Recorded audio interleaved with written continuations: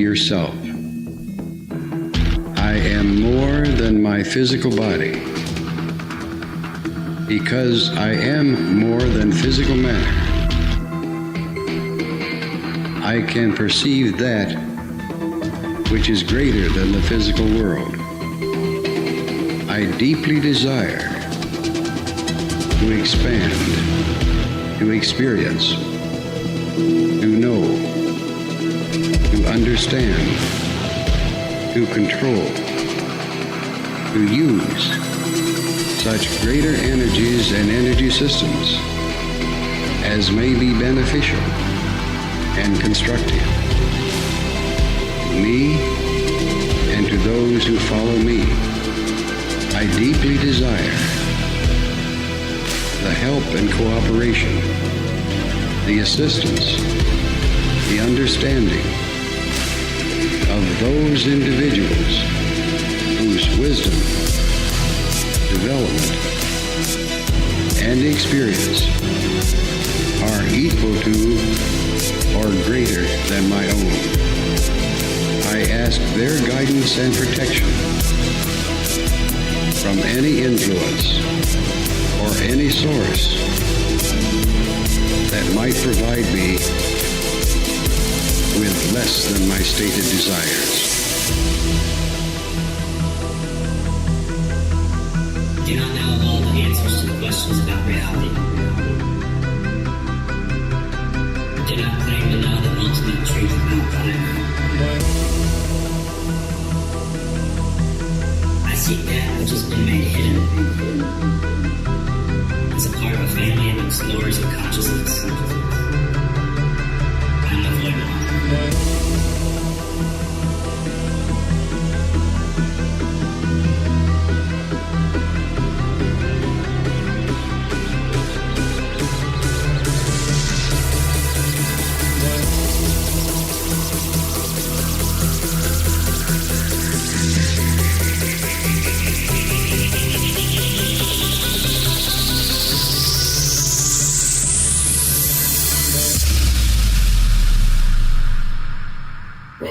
Welcome to Lighting the Void.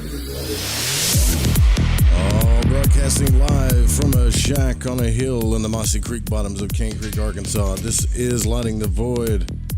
We're live here on Fringe FM, the good old Fringe FM, fringe.fm, TalkStream Live, Paranormal Radio app, the Live 365 app, TuneIn, and several other radio sites, as well as live on YouTube.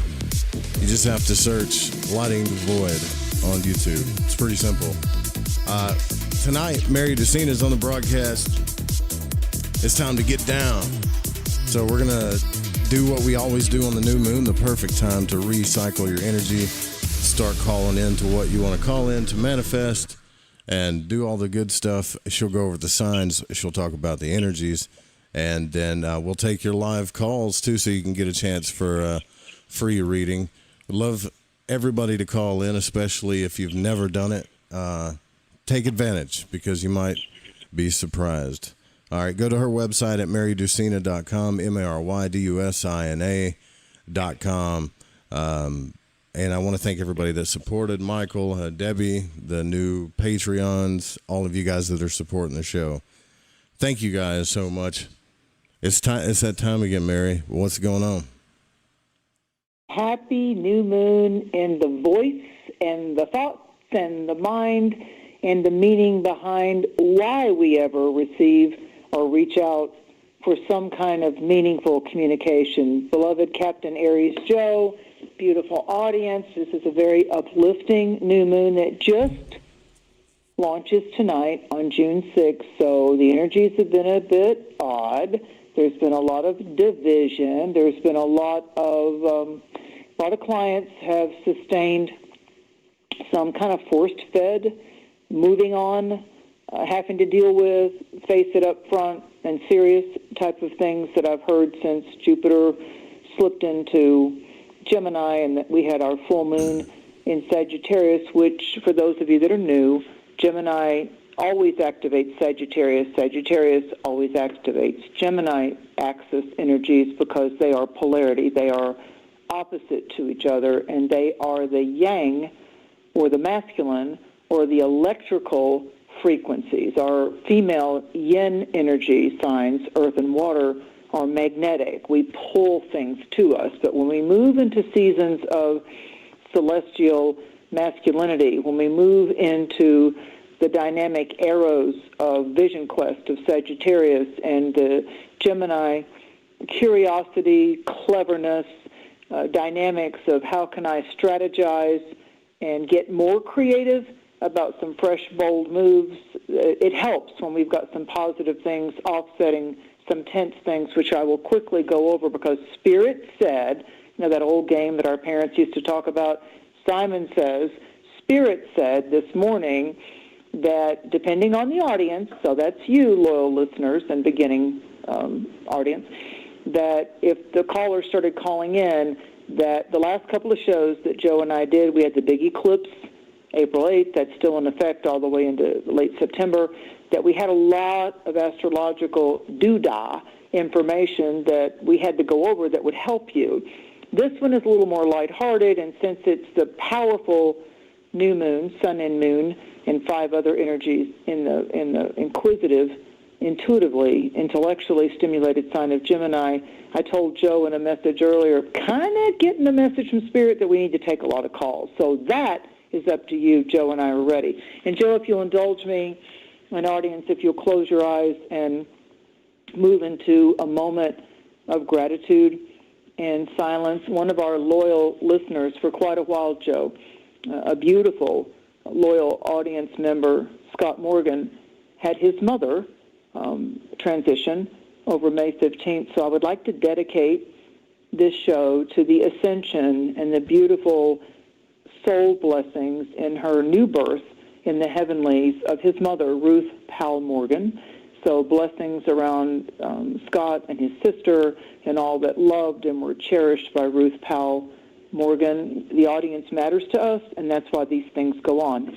And another loyal listener, our beloved Brian, it's his birthday tonight. Oh, yeah, it's Brian's big happy birthday. Brian. Our mercurial, theatrical Gemini, Brian Patterson, it's his birthday tonight, so I want to say happy birthday to him. He might be out celebrating, but Joe and I both appreciate Brian's input all the time on the show and his support. So I wanted to just use my voice and grant those words some flight because Gemini rules radio waves and broadcast and podcast, and how we choose to listen, allow other people's viewpoints, even in the silence, how other people's words echo to either encourage or ultimately as lessons help us to rise above their disdain, their discord, their judgments, their, and I'm going to say it, falsehoods or projections of their angst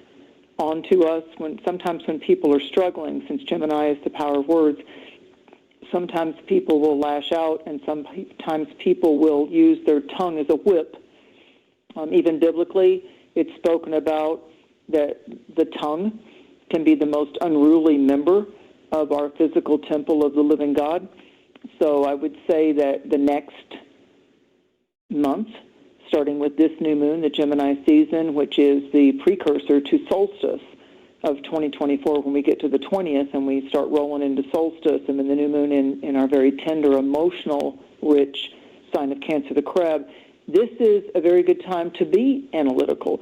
So if you have a tendency to overanalyze, be a little OCD, tend to overthink it, over-ruminate, Gemini is the season to kind of really allow yourself to go down that path of why those thoughts keep repeating and why those questions seem to dominate, and where we're so curious about why did that scenario or that situation or that relationship, which certainly all relationships and partnerships and sensual dynamics have their mysteries attached to them, and part of why we're attracted to something or someone is the mystery of what it's bringing out in ourselves.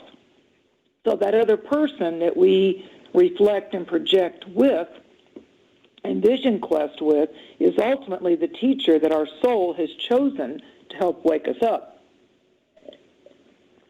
Does that mean it's going to be a smooth ride? Oh, hell no. No. But my spiritual path for myself, and just speaking for myself, my current work with my guides is they're saying anybody and anything that came forth to challenge you, betray you, support you, bless you, have very rich moments with you in this life, either business-wise or travel-wise or intimately, all of that, if it came into your focus, we as humans tend to want it to be for a long time, for a commitment. But my guides were saying, yeah, it's all lessons. Some of them are easy, and some of them temporarily are just like we get gobsmacked and sucker punched, and I didn't see that coming. But even some clients that I've had this month that got hit with some pretty startling challenges to do with a health diagnosis. Whenever I've had that, when I've had that like ruh-roh, and we don't have another person to blame it on when we get something that goes on scary with our own physical health, that wakes up a whole different chamber of consciousness. So I want to say that when we seem like our legs got knocked out from under us, or the bus left without us, or we got left in the dust, or we're left presently trying to untangle, oh my God, what do I do now if you've lost the car or the house, or you had to move and you really wanted to continue a vision quest somewhere with someone, or everything in that department's all fine and it's going along well with your family or your kids or your parents, and then you get an odd health diagnosis. These shock waves that come about, and I've seen a lot of them, Joe, coming about since that big Aries eclipse of April 8th. It's not as a God punishing you. It's about, if you really were honest with yourself, the way we little humans tend to avoid things, be enabling or in denial or la, la, la, la, la, I don't want to hear that, I don't want to see that.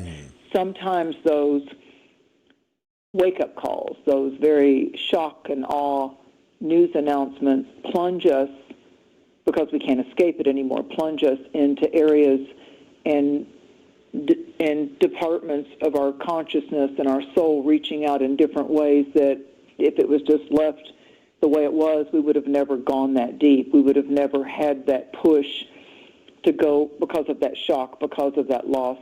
And so I can promise you, whatever your sign is, and those people born at the middle degrees of 15, 16 degrees of Gemini, Sagittarius, Virgo, and Pisces, you are in the spotlight.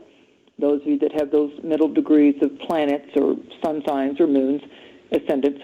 But all of us, with the Gemini energy and this pretty rare alignment of Mercury in Gemini and Venus in Gemini, Jupiter popped into Gemini. It's there till next June of 2025. These are not just new chapters in our life when we have these lineups, and like now the sun and the moon, these are new books.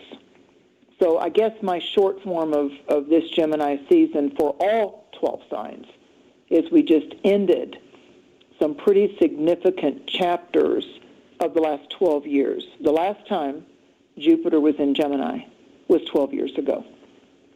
So when we look back to what and who was a priority, what was important, when you do the math of subtracting 12 from 2024, and we go back into that 2012, and when you go into that time frame, 2012, 2013, what were the big shifts? What moved you in your life? What moved out of your life?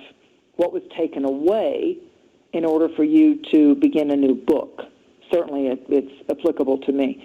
So when you think about, there might have been some kick-ass losses in 2012, but how did you resiliently rise up again, and how did that fortify your intuitive intelligence? Where did you finally say, no, I'm not doing it that way anymore, I must rise? And so this is an ascending new moon. This is a crescendo. This is the new song, the new lyrics. This is taking your inner child by the hand, your preteen, your toddler, and saying, I'm not going to let the past tether or chain me anymore. I'm going to focus more on my energy fuels of I will summon up my courage, I will be creative, I will be playful, at least for the next 3 to 4 weeks. Engage your playfulness, your humor, your ability to be Gemini's archetypes are the magician in the tarot card, in the tarot decks, Mercury, the magician, and it's the trickster, and in the Heyoka, it's the clown, it's the Kokopelli out west when you look at the Kachinas. Kokopelli is the most famous one of the Kachinas that plays the flute and dances. So it's about dance with chance, bust a move, lighten up, and find the part of you that says, you know what, I'm on a vision quest, and I'm here for a certain amount of time, a certain amount of breaths. Every hair on your head is numbered, and the first and the last breath are mine, saith the divine. And Gemini hearkens into the very beginning also of the Old Testament of words. And God said, let there be light. And there was light. So Gemini is the winds of change. It's the breath work, and it's the twins.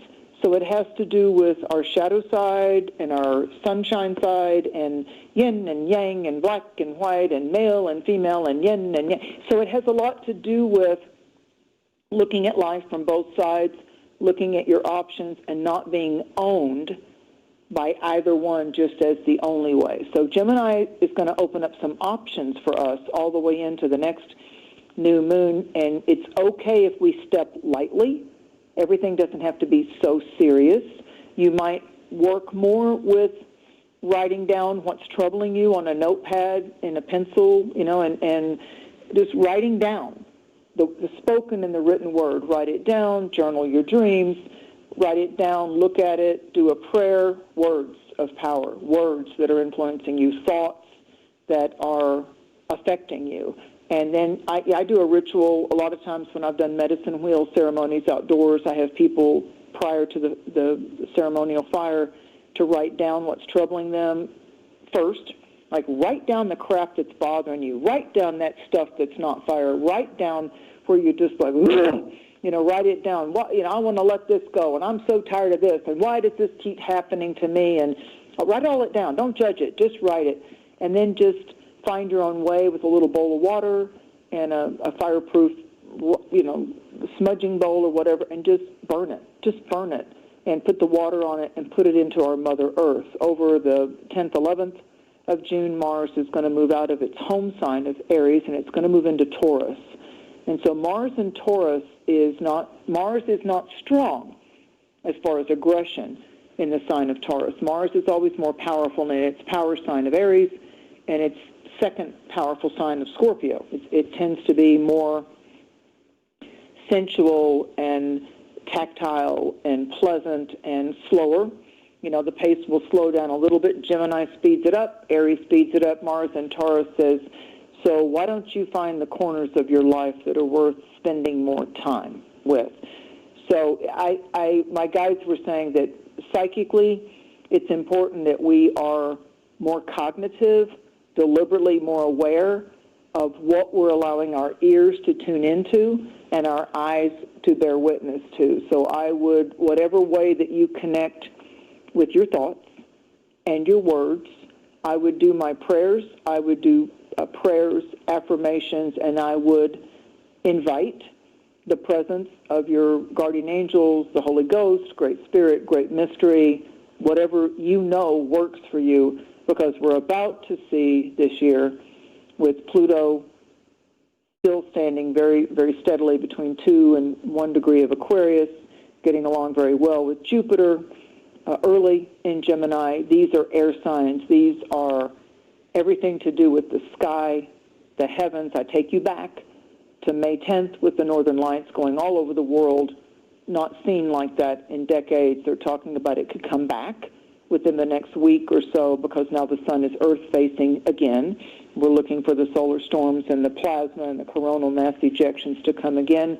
And I want to remind you that whether you physically saw them in person, which I did, or here in Tennessee, or you saw them all over YouTube, whether it was New Zealand and they were like their jaws were dropped because they got the beautiful red ones, or here we got the greens and the purples and the magentas not since decades have over our heads the heavens sent such magnificent, palatable, visual signs from the heavens that the plasma for the sun was hitting Mother Earth, and so literally the sun was injecting and fortifying the electromagnetic atmosphere of our Earth Mother, which is our biological home until our spirit flies free. We were literally shown signs and wonders from the heavens above us. So take yourself back to the Northern Lights, go online and look at them, spaceweather.com, auroraalert.com. Go back and look at how the divine actually painted the skies for us. And I feel we were encoded.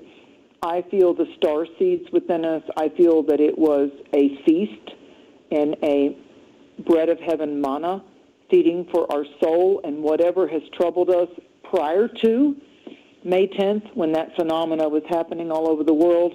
I believe that if you just look at a picture of the Northern Lights in 2024, and like I suggested, you write down things that you're bothered about and burn it. I believe if you just look at a YouTube of that, of the Northern Lights in your region, someplace in the world that you like, they went down to Florida, they went to Mexico, they went to Australia, just places that never really get them. Just look at those and give it to the heavens. Just, if you're a visual person, just look at that, because it's the breath of Earth. What the coronal mass ejections do, and the GP index and the KP index and all that, it's literally showing you that there's a lot of activity over our heads, and it helps us not get so damn caught up in our Earth life, the 3D material world, because this too shall pass. We're here for a marked amount of days, a certain amount of breaths, and we've got to wake up to the fact, whatever our spirituality is, that we have got to stop letting the divisiveness, the negativity, the sadness, the why didn't get my way, kiss my ass, and who are you, and why did you, we've got to stop letting that weight take away the vital life force energies that we've been granted by the divine holies, and let that be more of a focus. And Gemini can get us there quicker. Gemini can lift the heaviness much faster, because here's your options. Be down in the dumps, be depressed, be OCD, ruminate over how I or you didn't get your way, and let that color day after day after day. You can say, you know what, been there, done that. Yeah, that didn't help much. That didn't change anything, and really didn't solve my quagmire. It didn't really, give me an answer to the division or the subtraction or the loss that I sustained. No, but it's all symbolic. And tonight, when you call in for your readings, we're going to work on what current animal totem or animal medicine teacher creature has a message for you besides whatever spirit gives me as a message for you. I'd never know until I'm on the line with someone. It's always been that way for me. It's in the instant, in the moment, because I get myself out of the way and let the divine do its thing.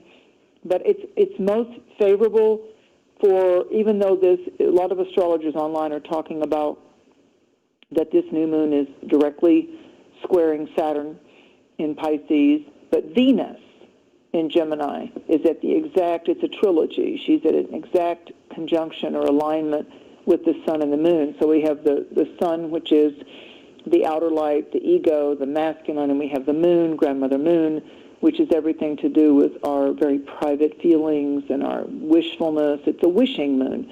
And, I wish this could be differently, and I pray for the heaviness to be lifted off of them and me, and a congruency and a unification to take place and be able to ascend and move into a higher frequency, even though it once was very much a battlefield.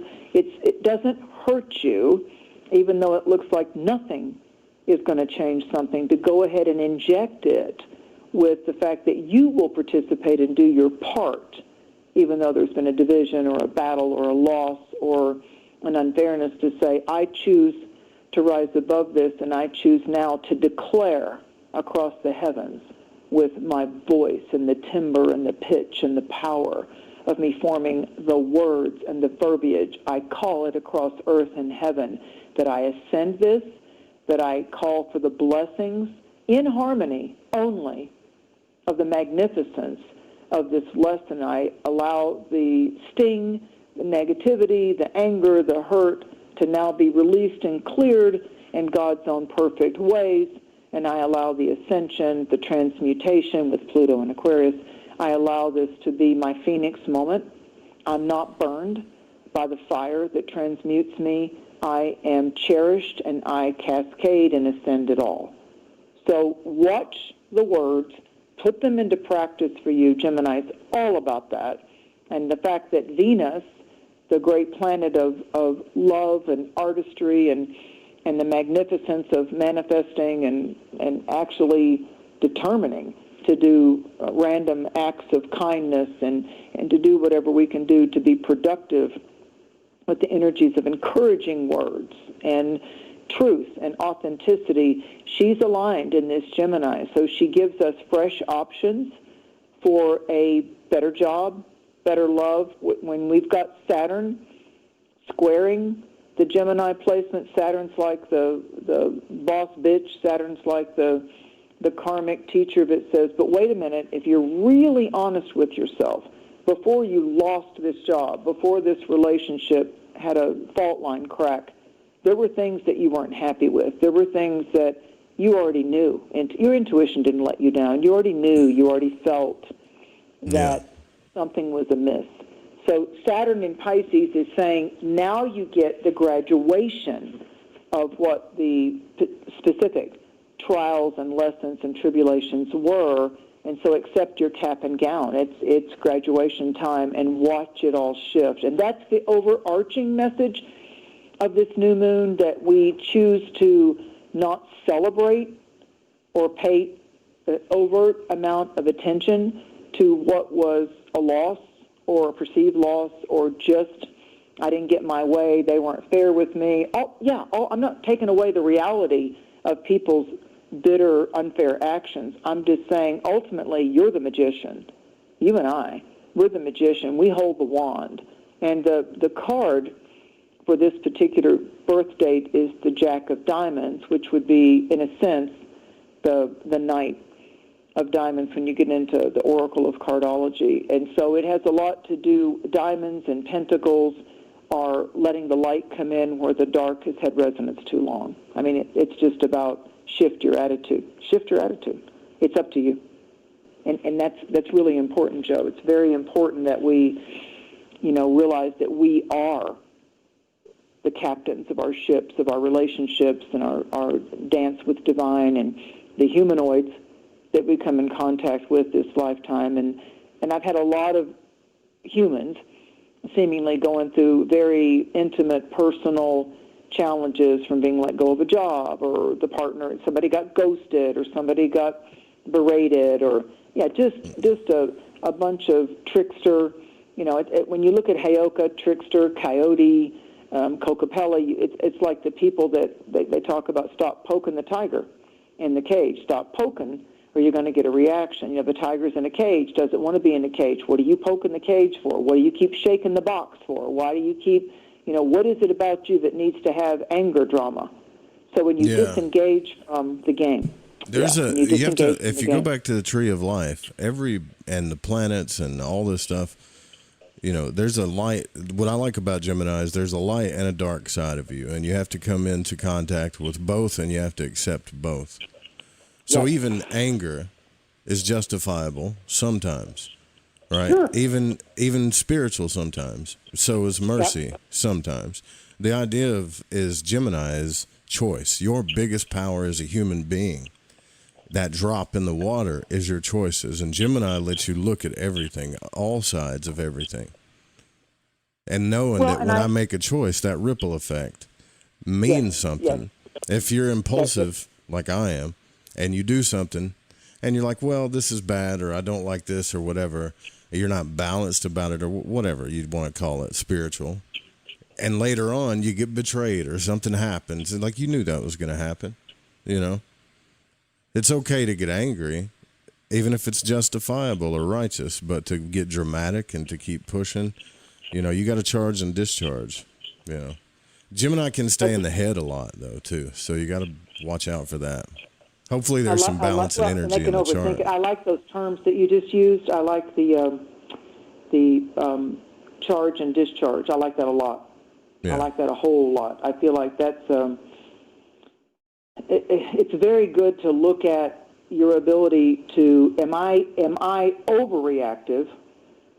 Is my anger overreactive? Is it proactive, or is it just reactive? How, especially when Mars has been in its home sign of Aries, am I able to allow whatever dynamic of my anger, am I able to let that be something that motivates me to have a proactive change? People that are just spiteful and verbally abusive and bullies. I mean, the shadow side of anger can be the bully, the controller, the narcissistic dance. You know, it's like it's my way or the highway. And there's always, like you said, both sides of Gemini, you know, do it my way or get out. You know, that whole kind of like, you know, and sometimes those type of personalities wait until you're invested in them with love or emotion, or, you know, you've gotten your groove on. You felt the flow of the compatibility, and then I can't tell you how many times over 35 years of doing consults that when people have said to me, whether at my office in Florida or in Georgia or North Carolina, and on the phone here will say to me, I tell you what, I knew that person for 8 years, and then we got married, and they changed, or then we moved in together, and oh my God, you know, it's just like, did they who change? was I involved with? Where was he? Where was she? What? How did that genie come out of the bottle? It wasn't a wish that I thought of, you know, that kind of a thing. So there's that, I think there's that initial shock that happens that, you know, whichever partner it is that does that about face, or, as we say, takes off the mask, you know, all those things we've heard in fables and fairy tales, the wolf in sheep's clothing, you know, it appears to be a gentle, harmless sheep, you know, or it's a bird of prey versus a songbird. You know, Gemini's all about birds. And one of the easiest mystical exercises you can do with Gemini is when you decide that you want to understand the fated or meant to be winds of change, that you look at what you're giving. When we inhale, one of the simplest exercises I do with beginners, and Lord God, I do it in advanced method for my own self, keep my own self in line, is to become really aware, really cognitive of what am I breathing in? What would I like to see manifest? And to do that exercise of where you sit your ass down, whether it's on your porch or at your kitchen table or before you go to sleep in the morning or at night, I'm going to inhale and breathe in only what it is that I am serene and want to manifest. I'm only, at this point, for this exercise, for the next 5 minutes, literally, I'm going to do some deep inhalations and breathe into my body temple, breathe in and allow my mind to pay attention and focus. I'm going to breathe in. Thank you for my sacred, authentic, safe, loving relationships. Thank you for harmony in all of God's own perfect ways with my work, my money, the giving and taking, the investing and spending of my earthly financial material resources. I allow the divine and the holies to be in charge of that, and I breathe in that protection, and I breathe in the faith of that abundance, no matter what it looks like on paper or in my checkbook register or in my bank account or PayPal or whatever it is. You know, I'm granting authority as I breathe.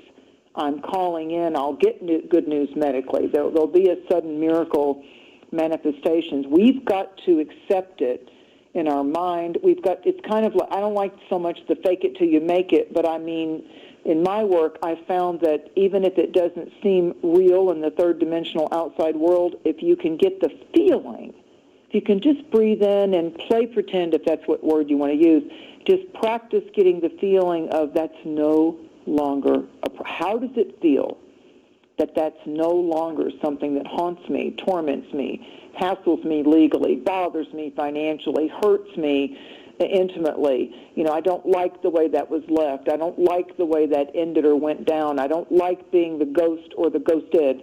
You know, I now breathe in just the ascended harmony upon that situation. And although your mind wants to go 1,000 places of what he said, she said, they did, they didn't do, just get the feeling. The next sign we go into is all about feelings and how our emotions can become our bank account of security of manifesting, getting serenity in the feeling. And if you can't quite believe it yet, or it's not evidenced itself in your daily world yet with that email, that DM, that phone call, where someone says, I don't want to leave it like this. I don't dump expectations on me, but I just want to explain myself. I don't want to leave it like this, because all of us have a soul scoreboard. And those of us, there comes a point where you have to look at, on down the road, how much would that bother you if you were on your exit bed out of here? Like the people, how'd you treat them? How'd you forget them? How'd you ghost them? How'd you ignore them when they were there for you? So I don't want you to feel guilty, but I want you to clean it up. This is a really good new moon to clean it up in your meditations and in your prayers. And prayer works for me. Holy Ghost runs my life. So I feel like if we'll just put it on the altar of the Holy Spirit and the Holy Ghost, I'm just speaking for myself, the Almighty I Am, the All That Is. Holy Spirit, Holy Ghost, take this worry, take this stress, take this, I don't know why it happened, I don't know, I didn't think I deserved that, help me have clarification. But in the beginning, before I get all my lessons in clarification, thank you, Great Spirit, Great Mystery. Holy Spirit, thank you for just lifting the burden off my mind, off my heart, out of my physical body. There's not one person that's had a diagnosis of the big C word or health challenges when they're oncologists, when they had meetups with their primary physician and their oncologist, that didn't say, what's been stressing you out? Have you been undergoing high stress for the last 6 months or a year? What's happened in your life to really cause you to be locked down in being stressed out over something, whether it's financial, emotional, a death of someone, loss of a job, had to move, didn't want to move, and all that? I'm telling you, get that stuff out of you. It's all temporary. Your joys, your losses, your angers, it's all a moving picture, and this Gemini has everything to do with how we think it, why we think it, what we let live in the landscape of our mind, and those thoughts, you keep thinking it, it becomes a manifested platform. It becomes your reality, because I'm choosing, you're choosing what we're going to allow to be the dominant belief. Thoughts become beliefs.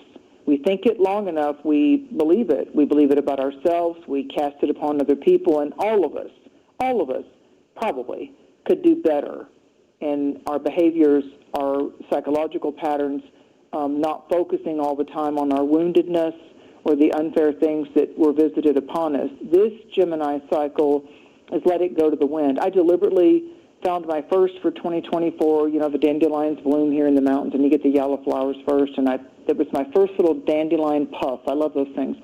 And I picked it up, and I'm like, wow, on the new moon, here's my first dandelion, little white puffy thing, little dandelion puffball seeds, and it's right there in front of me. I walked out the door to walk my dog, and there was one dandelion puff, and I picked it up, and I was very thoughtful about what I would cast with my breath as I blew upon it, which is my exhale and my life force and my aura and my connection of how God has gifted me breath in this body temple.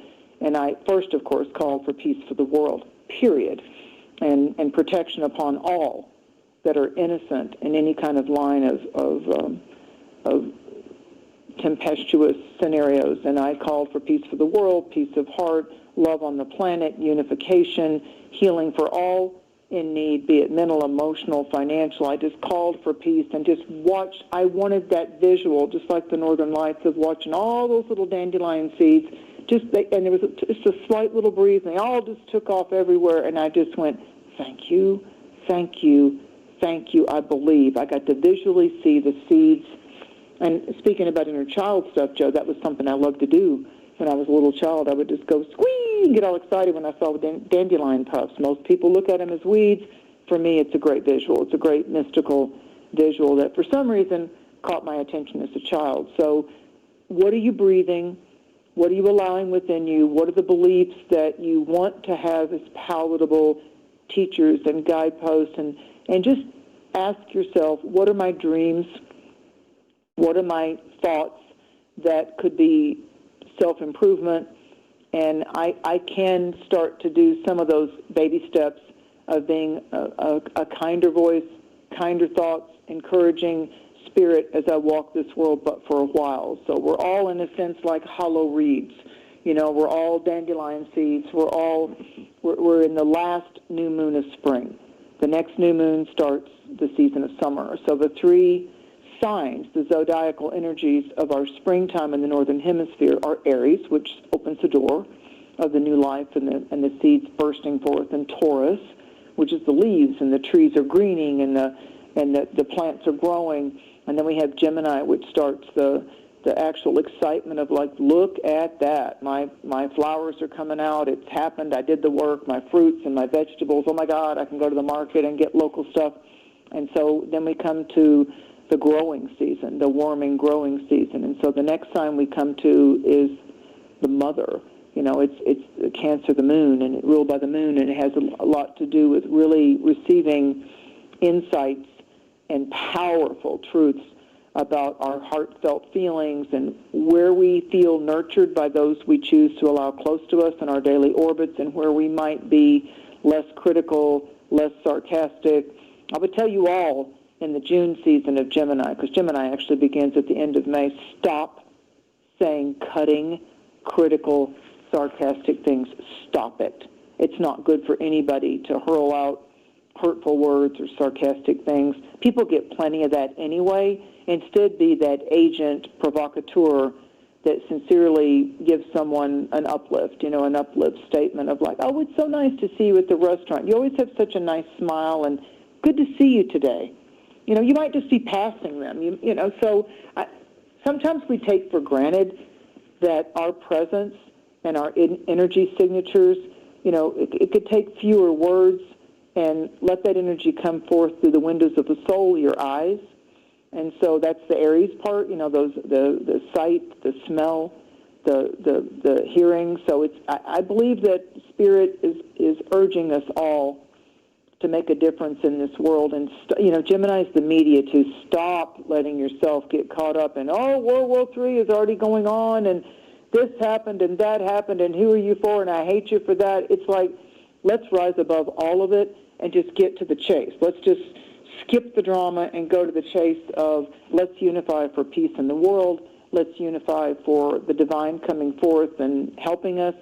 I believe we're going to see a lot of things with this Aquarius dynamic and the Gemini dynamic of disclosure and exposures to do with perhaps the whole UFO government alien agenda on the dark side of the moon, rather than the moon we thought, or said, we never went to the moon and all that. Well, I've interviewed and been around a lot of astronauts. My dad retired from NASA, and there's a whole lot of secret maneuvering that those cities and those places and those platforms and those rovers could be on the side of the moon that isn't facing Earth.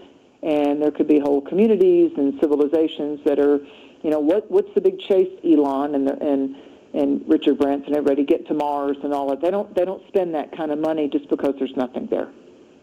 So I believe we're about to come into different races, different galactic awarenesses, and a lot of the stuff initially that hurts people, that, oh my God, we've been lied to for so long, the government, the rulers, the this, the that, I thought this, and now this is coming out, and this got disclosed, and they lied to us about that, and Ozempic isn't real, and blah, blah, blah.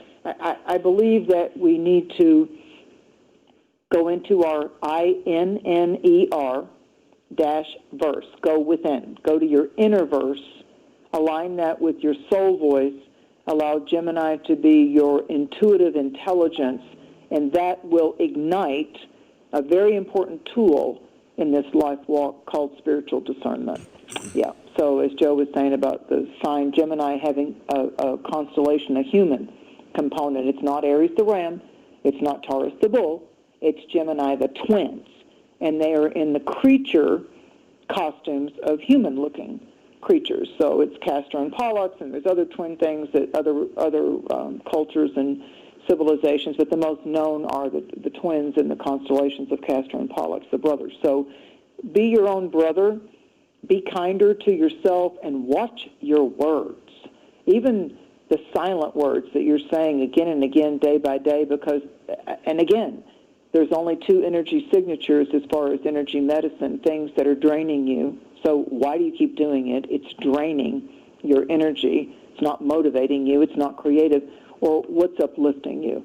So let's all join in audience, in unification, that we're not only going to allow our own selves to be more in harmony and uplifted and graced and blessed by the angelic messengers and the harmonious frequencies that the agencies of light and sacred, ascended master love can come upon us, and that we're going to see the blessings. We're going to receive the abundance. We're going to see the energy shifts because we did do the work. Now, the good news is Gemini gets there quick.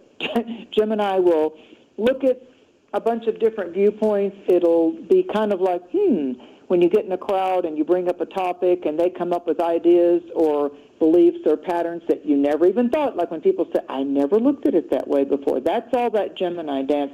So we've got a really nice signature time here in 2024 with Saturn in Pisces and the alignment of all these Gemini planets, and Venus being the number 1 magic wand of the next 3 to 4 weeks. Venus is exactly at 16 degrees. Saturn over there is 18 Pisces, but Venus owns this new moon. So everything you ever read in astrology, intermediate, advanced, beginner, about the planet Jupiter and Venus being the good guys, if you will, or the benefics, as they call them, Jupiter is here to expand what we feel we need right now for love and pleasure and harmony and opulence and creative, materialistic type of things in our world. Where are those arts? What is that music?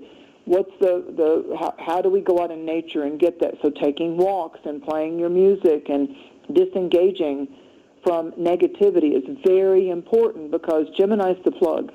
What are you plugging into? Where are you plugging into? What outlets? And that's the biggest message for all the signs I can give you. It's time to take responsibility for what you're saying, how you're saying it, what you're listening to, if you're choosing to believe someone else's negativity about you or around you, and if you choose to set the boundary and go, no way, Jose, that's not how I'm going to choose to believe or operate or react. Yeah, like ask yourself first, too. There's a good thing with Gemini is the mirror, so you can see yourself in everybody. Absolutely. The dark side about it is comparison. Remember that, comparison leads to drainage. Comparison will lead you to, depression and things like that. You start comparing yourself or listening to others. You could take advice all day long, but in the end, you have to consult your twin and go, what do I think about it? Because that's what matters the most, Yeah, what do I allow myself to choose to believe, and is my thinking and my analysis leading me to better options? We always have options and choices. And a couple of things I want to talk about in the overview of the month real quick, Joe. There's a couple of energy signatures, like when we get to June 10th and 11th, when we get to the planet of motivation, assertion, and yes, the expressions of our passions or potentially our drive or our anger, our enthusiasm when we get our way, and our frustration if we don't get our way yet or at all. When Mars goes into the sign of Taurus over the 10th, 11th of June, there's going to be what we call a 90-degree square to Pluto in Aquarius. So I'm just simply going to tell you, it's the beginning of summer, we've got new drivers, and a lot's on people's minds, and the motorcycles, and the this, and the that, and the boats. Slow down. Slow down. Don't get in the car if you're under the influence of whatever. Don't go out there and drive anything if you're frustrated or angry. Lots of times when we get mad, we want to storm out the door and we want to get in a vehicle drive the boat fast, go skiing, just we want to kind of burn it off, type of a thing. Not those 2 days, not the 10th and 11th. Those are dates where you need to calm your ass down and pause before you let the words fly. And the beauty of astrology is just a tool. As a star language, isn't that it controls your fate, but it's just a tool, whether it's psychology or colors or what you know about gardening or the Old Farmer's Almanac. When two signs kind of square off with each other, it's about there's a tension. There's a tension. Like when the screwdriver, sometimes you need the Phillips head and sometimes you need a flathead screwdriver. So it's that kind of a thing. It's like if you don't have the right tool, instead of throwing a fit and throwing the board of the screwdriver, down on the ground, going, damn it, I got the wrong screwdriver, now I got to go all the way back to the house, that kind of stuff we do. Just realize that there may be a situation over the 10th and the 11th that we got to dodge a bullet, as they say, because we have been told by various people that speak star stuff that can be a tension day to do with personality and impatience and frustrated expression. So I'm here to tell you, back it off around that time. And then there's another dynamic that happens, as even though the new moon is great, but this is a very positive time, even if you've got some challenging things going on in your life right now. There's another dynamic that happens with the ruling celestial agent of the sign of Gemini, which is Mercury. Mercury has a strong dance of interpretation around signs Gemini and Virgo, and so Mercury in Gemini is going to square off with Neptune and Pisces over the 17th and 18th. And what happens on that is we tend to want to believe what we're told. We tend to not want to believe that someone's lying to us. We want to kind of put on the rose-colored glasses. There's blurred lines. It's okay over the 17th and 18th to say things like, say that to me in a different way, or I don't want to assume, so let me make sure, what are your expectations of me? Like, what do you want for this amount of money, or what kind of work do you want, what timeline, what expectation, get clarity on those days. I guess the easier way would be don't assume. Absolutely don't assume. Go ahead and take that extra step, and don't think asking for clarity makes you appear stupid or ignorant, or that you weren't listening. You're listening very deeply if you say to someone, let me make sure we're on the same page. Let me say to you what I think I heard. Let me say back to you what I feel like, what I heard, your expectations about this legal thing, about this current point in our relationship, about my expectations for the job are. Let me make sure we're on the same page of that. Because we all know, even though sometimes people put things in writing, doesn't mean they can't get out of it by going bankrupt or lying or just not following through. So if we do our due diligence and we ask for clarity, it doesn't give people wiggle room to deceive you if you go ahead and say, now what I'm understanding is this. Is that right or is that right? You're putting them on the spot to own their stuff. Yeah, that's what I want. Yep, that'll be good. Yep, that's what I expect. And then you come back with, well, I feel like for that money or that amount of time or whatever, this is what I'm good with, and it's okay. Stop taking it personal, and it's okay if you want to go get a cheaper bid or you want to do it another way, because you know what? So many times we get what we pay for. I'm not compatible myself with people that like to laugh and say, hey, I jewed them down. I got that for a good deal. Yeah, I played them. Yeah, I'm not good with that. Yeah, don't be manipulating people, man. That stuff is going to come back on you. I promise you. The game's going to get run on you. And if you do that to people financially all the time, the game's going to get run on you in your own household. Relationship, money, just stop doing it. Just be honest. Absolutely. Because, listen, the karmic scoreboard's there. I mean, what goes around comes around. The golden rule is a very real thing, and you can look at it across all kinds of religious cultures, whether you want to call it karma or whatever. I'm telling you, it comes back around. It might not always be from the same person, but it comes back around. And when you've been on the planet about 45 or 50 years, you really start seeing that go on. You might not see it so much in your teens or your 20s. No, there's plenty of times in my teens I saw it come right up front and center. It's like, whoa, that didn't go well. Boy, I need to change that kind of performance. So learn from it. Don't be owned by it. Learn from it. Go check and get the lesson and say, whoo, thank God I didn't have to learn that in a more serious way. You know, the fire that didn't get you, the car wreck that you escaped, you got all pissed off at home because you lost your car keys and misplaced them and couldn't find them. Something delayed you. Oh, look at that guy going so slow. And 2 minutes later, you come up on a horrific car wreck that if you would have left the house or left the job or left the store 5 minutes later, or 5 minutes earlier, rather, you'd have been in that wreck. I have been training myself this year, Joe, and beloved listeners, I've been training myself in my prayers, to give thanks for a lot of things that aren't happening to me over my head or aren't really serious. You know, we bitch about the things that I didn't get my way or that shouldn't have happened like that.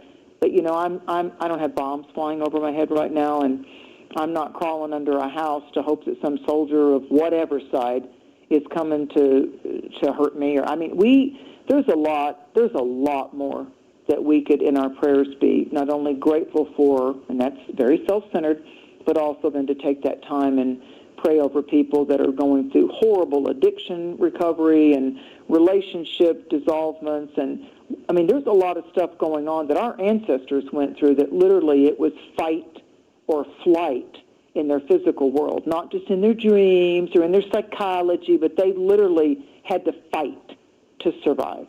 So I'm a very active person on saluting nurses and ambulance drivers and soldiers and people, you know, those that made it and didn't come home. I mean, I'm real big on that for the good policemen. And, you know, a lot of people forget about nurses and people that work in nursing homes and caregivers and hospice workers. You know, you may meet a bad apple, but just to do that work, just to be the vet assistant that cleans up after surgery or cleans the cages and all of that in an animal shelter, you know, the volunteers out there and the people that make a difference, the unsung heroes, as they call them, I'm going to sing to them. I think we could be singing more to the heroes out there that make a difference. You know, I think all of us could do better at that. Yeah. Myself, right up front. So do you want to take a break and then quickly go it's through top the of signs? the hour. I was just fixing to say that's top of the hour. So we come back, Mary's going to go over the energy of the signs, all the signs of the zodiac, and then we'll take your phone calls at 501-777-5631. You're listening to or watching Lighting the Void hits Cosmic Conditions with Mary DUSINA on this new moon. Stay with us.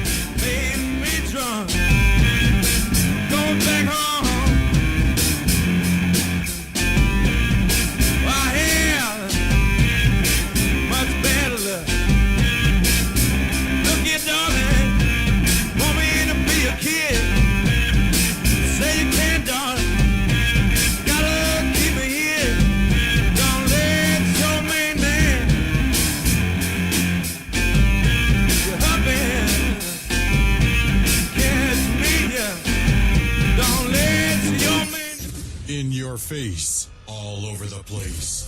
We're online 24/7. 24/7. You're listening to the hottest internet station.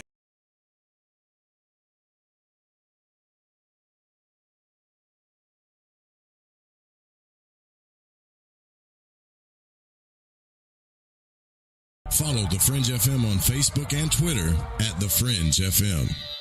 Norman T. Balone, assistant janitor. Yeah?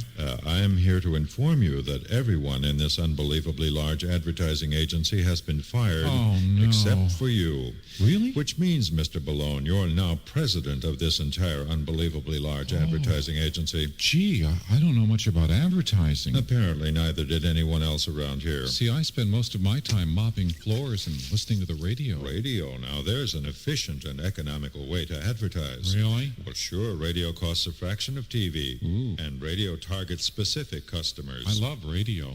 So you'll accept the job. Boy, it's a big responsibility. Make up your mind, Balone. This is the chance of a lifetime. All right, I'll do it. Splendid. In 3 hours, you will address the stockholders at our annual meeting. What'll I say? You'll explain why this company lost $17 billion last year. Can I change my mind? I don't really believe Radio. Red hot because it works. For all the facts, call the station or the Radio Advertising Bureau. Hey, this is country music singer and void walker Jason Benoit, and when I need my fix on the world of magic and the capabilities of the human consciousness, I listen to Joe Roop right here on Lighting the Void Radio.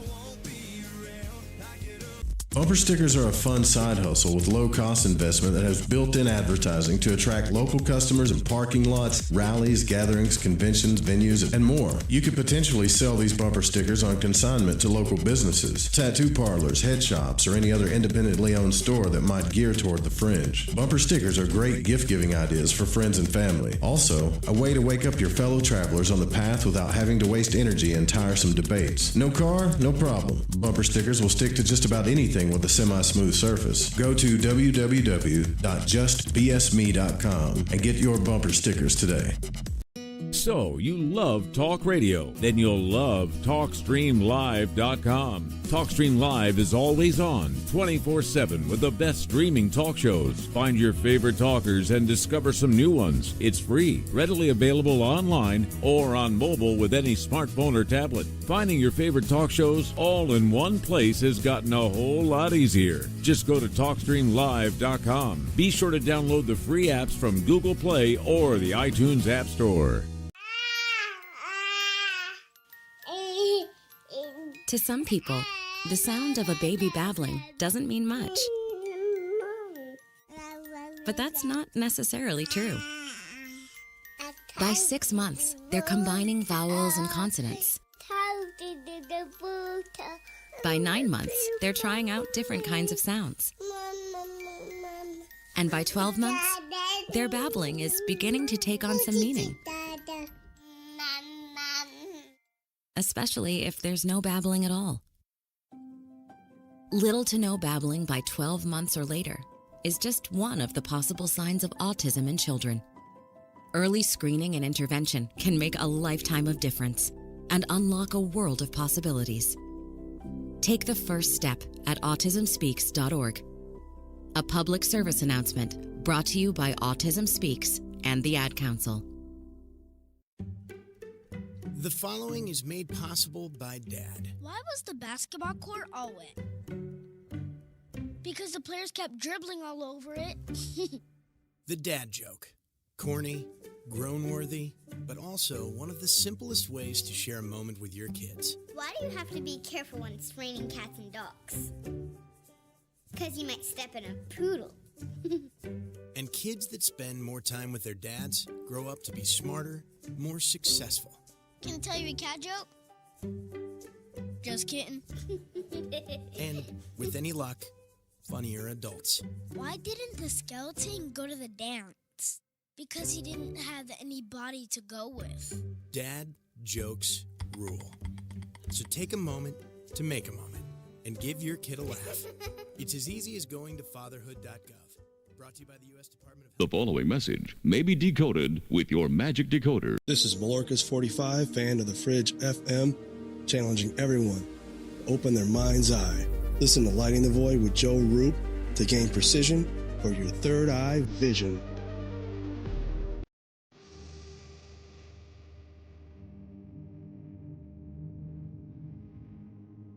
You're listening to Lighting the Void Radio.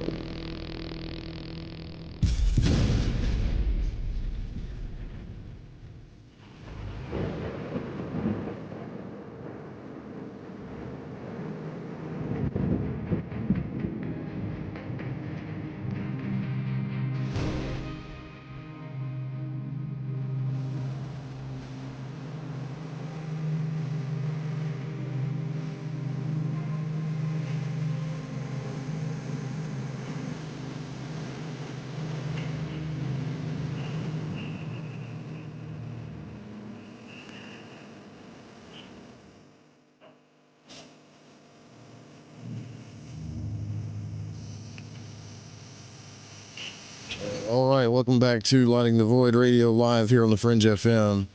We're here with Mary DUSINA, and we're going to go over the signs, all of the signs and the energies that are corresponding with them in this new moon. Remember, for you esotericists, practicing magicians, whatever you are, it doesn't matter. Just remember, like, take in this energy, realize that I saw a chat earlier. Someone said, oh, man, it's the new moon already. Yeah, it's the new moon. Just try it if you've never done it, is what I'm saying. For once in your life, tap into the cycles of the moon and allow things to manifest on every new moon. Just make it a monthly ritual. It's not going to hurt. You're not going to burn in hell. Nothing like that. Just make it a monthly ritual to, I don't know, decide what you want to come into your life in the next 28 days or so. Be reasonable with yourself, and then let it go. And then hopefully you can let it go enough by the time the full moon comes around, you'll be like, oh, this happened. Oh, I did do that. I totally forgot about it. It'll happen like a synchronicity if you let it happen that way. And if you want to get a reading from Mary, you can go to marydusina.com. And also, we'll open up the phone lines here after she does the signs, and you'll be able to, if you get through, which most of you will, get a reading from Mary. So there you go, Mary. And thanks, Monica, for the super chat. You put epic fail on there. Those stickers, you have to pick a sticker when you donate through YouTube, but epic fail means that you watched that we're talking about something that failed. She said she didn't know what it meant, so she just picked a sticker. But thanks for that. Maybe there's going to be an epic fail of something that was haunting her or troubling her, and so now Spirit's going, yep, that's now an epic fail, and now there is a resplendent face as the fuel that's coming into your life. So sometimes when we air quote blunder into something and we didn't quite know what that meant, and we're like, oh gosh, I don't want to send out the wrong message. That's a instant manifestation of Gemini 2. What message are you wanting to get across? You know, and if like she said, oh, I didn't know epic fail would happen, she was bold enough to want to step forward and say, can you explain that to me, or didn't mean to hurt anybody's feelings or do anything offensive. I have big props and respect for people that come back going, whoopsie, didn't mean that, let me own that, let me correct that. So Aries, we like to start with Aries, because Aries for most people is the first sign of the zodiac. So if Aries is number 1, and then Taurus is number 2, Gemini is number 3. So that's how an astrologer gets, hey, Aries, the Gemini dynamic, the Gemini energies are going to light up the third house or the third zone of your personal star map. So fire signs and air signs, for the most part, are compatible. So Aries, Leo, Sagittarius, and Gemini, Libra, Aquarius can do a divine dance with each other. There's a lot of synchronistic compatibility with fire and air signs. They're brothers. They're the brothers in the zodiac wheel, where the earth and water signs are sisters, or the yin compatibility. So for Aries, the focus, each one of these new moons, the new moons are seeds of beginning, seeds of change.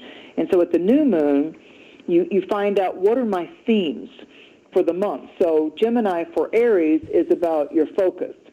It's your community, it's your neighborhood, it's right where you live, right around the neighborhood, what's in your neighborhood, what animals, what people, what's coming into your communication genre, the emails, the texts, the DMs, and what sites are you going into, and where are you taking your mind? Gemini is all about the mind and the thought world. So the whole dynamics of community, siblings, if that applies to you, it's that whole cousins, siblings dynamic of the people that you pretty much value, hearing their viewpoints. So Aries right now is looking for the creative intellectual tribe. Is it a stimulation? Is it something that can be motivating? Is it a social uplift? So Mars and the North Node have been bouncing around in the sign of Aries in the first house for a bit. And so Mars is getting ready to shift for you, Aries, over the 10th and 11th, and that's going to put a lot of great dynamic impetus and fuel and drive to do with how the money's beginning to come back in and the work has got a better flavor and you start to have options. Gemini is all about multiple choice, the variety available to us. So once Mars gets into Taurus, Aries, where they felt like there was stagnation because there's been that Saturn and Neptune over in the sign before your sign in Pisces, that's been in your 12th house, and the 12th zone for Aries has been a lot about, man, how long do I have to keep hearing these commercials about my issues of being too defensive or being on the offense, because Saturn's kind of does the dance for 3 years and Neptune's been in there for a while. Next year, Saturn moves into Aries, and so really it's better to look at your Aries, your psychological nemesis points, the challenges of your emotionals when you act out in a tantrum or you hurl those spontaneous words. This is a wonderful new moon to prepare you for 2025 on, I'm gonna level up on, I get to say in all the astrology books that Aries loses its temper and it fires off tempers really quick, but it also gets over it quick. Yeah, well, take that to the next level and say, I'm not your typical Aries. I have managed my anger. And you might have placements in your chart that calm that energy too, or balance it. Oh, sure. Sure. We're just talking. I'm just talking about the flavor of one sign right now for each one of the signs. When I do somebody's astrological analysis, we're talking about a star map. We're talking about 7 main components and 12 divisions, and this planet rules over relationships, and this is your childhood, and this is your work. Yeah, absolutely. Thank you for that reminder. So there's emotional currents and life force, emotional, intimate currency that's being highlighted now to bring you answers rather than just an undertow or a riptide. So you're looking at healthier choices overall. The acceleration of frustration will slow down as Mars gets into the sign of Taurus, around the end of the first week of June. And I believe that your voice and your messages will have more passion, their desire to deepen your self-belief, your independence of external opinions or expectations. You're going to be easier on yourself. And Aries, you're also learning to focus and see everything that comes up, that arises, is ultimately beneficial. Accepting the events that happen or don't happen in your life is part of a soul maturity as well. So I believe that you're able to see in advance what the gift box is. And when we get to the full moon, there's going to be 2 full moons in the sign of Capricorn. Aries, Libra, Cancer, and Capricorn are what they call the cardinal signs, and they are great signs that help repair, fix, and mend any kind of crisis point. So you have something to look forward to as we go to the full moon, the strawberry moon of June, because it's going to show you what needed to be shed, how to slip that fear coat off. Joseph's coat of many colors comes on instead of carrying around the doubt fear coat. So you're going to be able to shed that, between the 20th summer solstice and Lithia and going into the 22nd. So there's going to be more of an epiphany. So Aries, be aware of epiphanies that are coming up. If you're Taurus, the sign after your sign, Taurus, is Gemini. So that has to do with the second house, or the sign after yours is the second house, whatever sign you are. So for Taurus, Gemini is the second house of profit, value, self-worth. What are you feeling that you want to invest your time and or your resources? Our time is our most valuable. Time and our energies are our vital life force is our most important currency. And so Taurus right now is looking at what they want to actually research and spend on to improve, to get the monkey off your back. Like, I really want this episode to be over. I'm focusing and discovering new priorities, new values, and also fresh ways of treating yourself better, yourself right. So your Taurus has that determination and that resilience that you're only going to be doing things over the next 3 weeks if it feels right.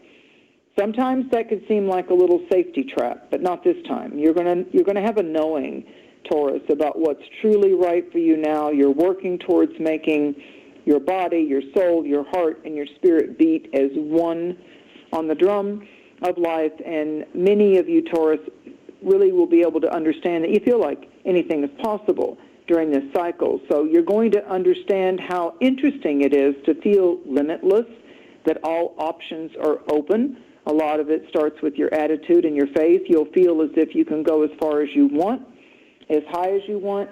And I would say also for you, Taurus, that you just had your birthday cycles, and that Mars is going to go into your sign, and so the motivation factor is going to be there. Now, with all these solar storms and coronal mass ejections, a lot of people's circadian rhythms are off, and they're finding like, wow, I never take afternoon naps, and I feel like I need an afternoon little refresher nap, or why am I blinking my eyes and not falling asleep at night? A lot of people are having their sleep patterns and their energy cycles a bit topsy-turvy. That's going on in the heavens, but not necessarily associated with the zodiacal season. So I really feel Taurus rules the throat chakra.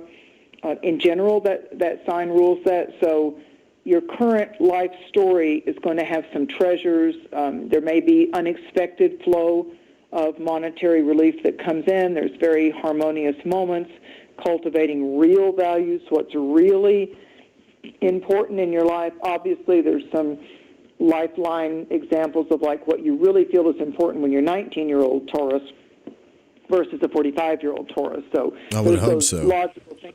Yeah, there's those logical things in life. So it's a great cycle to upgrade. It's a great cycle to buy, sell the fruits of your labors. It's also a time that I would not fret at all if you have Taurus strong in your chart that one job ends suddenly, because I really feel that better is going to take its place. So it's assets, it's outreach, ask what seems to be growing or blossoming, what is the balance, because Gemini, like Libra, also has to do with the balance, and Venus rules the sign of Taurus and Libra. So when something's going on in Taurus, like Mars going into Taurus, that activates for Libra and Taurus a different kind of manifesting skill set. So it's the outtakes of energy. So the full moon in Capricorn is definitely going to be favorable for the earth signs, especially Taurus. And I feel like spending time with that old Eagle song, I get a peaceful, easy feeling. That's really like the energy that Taurus wants. I want peace-filled days, sunsets, and evenings, and I don't want the drama. So Gemini, it's your spotlight time. In 2024, Jupiter went into your sign. Again, I reiterate, the most important thing of this new moon message is Jupiter has gone into the sign of Gemini. Gemini is blessed first and foremost, Sagittarius second, Libra and Aquarius positions after that. But go back to 2012. Astrology is just the study of the planetary orbits and cycles repeating. And so Jupiter takes 12 years. That's why I'm saying 12 years ago, 12 years to go through the entire parade of zodiac signs. So it's not been in Gemini since 2012, moving into the year of 2013. That's why it's a reference point, especially for Gemini, but for all signs. Who entered your life, what came, what went, all of it. Jupiter expands, wants to bless us, wants to... And keep in mind, when Jupiter expands something and you're hanging on to someone or something hurtful, Jupiter's going to expand that until you say enough. So when you get into this celestial study and go, oh, Jupiter's always just going to bring me the good, and it might expand your waistline. It just expands. That's all it does. That's right. Yeah. Thank you. Yeah, that's what you want to take away Trust from it. me when I tell you the waistline stuff, man. Well, I have Jupiter in spiritual lessons, but it's going to be psychologically wearing as well, mentally and psychologically wearing, and it could create stressors. So happy birthday to all our beautiful Geminis. This is your month, your time of rebirth, new dawnings, renewal. You're undergoing a regenerative process. You're ready for significant manifestations. I know a whole lot of Gemini people I know as friends and or clients that can't wait to get out the damn door and go to the beach, go to the mountains, go on a cruise, go to Alaska. They're just wanting to get out the door and go travel. They're wanting to investigate new social circles and topics and people. Geminis have been kind of had a little bit of a fear going on achieving the goals, but as the month progresses, as June progresses, all that burden lifts. You'll see the accomplishment of your labors. You're falling in love with life again, and as you do, once you do, Gemini, you're becoming fearless. You're feeling the confidence and the chutzpah and the verve of character, expand. So this is when time kind of collapses, when you come to your birthdays, your solar returns, and you feel the eternalness of that memory. Like, that person may have passed on, or I may have gotten a divorce, but they have a forever spark as a teacher and a chapter in my life that ultimately taught me, that ultimately empowered me. So take a moment to bless those people when the kids were little versus the challenges of teenage, the parents when they were, trying to dominate versus when they, backed off and then left this world. So you're going to experience moments of eternity right now as a reference, in a sense of like, wow, that's really powerful. And it's a bit of a reflection. When you come to your birthday, you start to look down the timeline and say, wow, where was I in 2012? Where was I last year? What's going on with it? You reflect, and then now Gemini's like, okay, put your finger in the golden ring and let's go do this. Let's go do this. So if you're Cancer, this is a tender time for you, Cancerians, Moonchild, those of you that have a Cancer rising sign, those of you that have a Cancer sun sign and a Cancer moon. This is a regurgitation of feelings and emotions, not, again, as a stressor, but it's meant to be like when you put stuff in a blender or you grind your coffee beans. It's about transformation. It's about alchemy. It's the magic wand is in your hand as the magician, which is Gemini's card, as the magician to say, do I want to stay where it is, or do I want to elevate my understanding and my consciousness psychologically, soul-wise, because of it? So happy early birthday in the month of June to those of you Cancerians born in the month of June. This month offers so many options for you, and there's a period of a bit of a stepping back, hibernation, self-nurturing, reflection, and awakenings that are coming to you now. Boy, do I feel like your dream journeys. Those, again, the innerverse. I strongly suggest you have a little notepad by your bed, because I really feel like some of those questions and subtract 12 years from 2012, Cancer. Go back, when you subtract 12 from 2012, we're going back to the year 2000, which was the cycle of when Jupiter was in Gemini before 2012. So it was now 2012 and the year 2000 going into 2001. So these are impact cycles of reflection and realization. The second half of June, you come out of your shell, you're getting out there, you're waking up, and I would venture to say you're blooming. So now the answers that you've wanted, the answers that have escaped, you're like, what the heck was that, and why the heck did it go that way? What made it go sideways? The reasons why, the answers that you seek, certain sacrifices that are or have occurred. I feel like that's not going to be so secretive or withheld from you. I feel like that cycle is going to come back to bless you. And again, it harkens back to the early realm of when we changed into the year 2000. I kind of span that out to 2000 into 2002. There's a karmic clearing from that time and karmic blessings here in 2024 from both 2012 and that time of that 2001 type of thing, 2002. So with Mars and Taurus, it's going to be steady, strong intentions, clarity, loving your personal, divine, sacred inner soul guidance, prayers answered from your hidden depths. This is a great answer cycle, healing cycle, letting it go because you understood and understand why, examining the former storms and how you've escaped it by pulling back. And it's your most private matters, the things that you secretly, it's like when something gets stuck in your tooth, the tongue's always going there. So the 12th house is our issues. The month before our birthday is a very rich time, the richest time for intuitive, psychic revelations, your sacred guides coming close to you, ceremonies, prayers, private meditations, nature walks, being among the trees, the flowers, the garden, animals. All of that is profoundly healing for those of you that are in this cycle right now. I would lean into it. You've got plenty of times to come out and be bold as you get past the 20th, 21st of this month.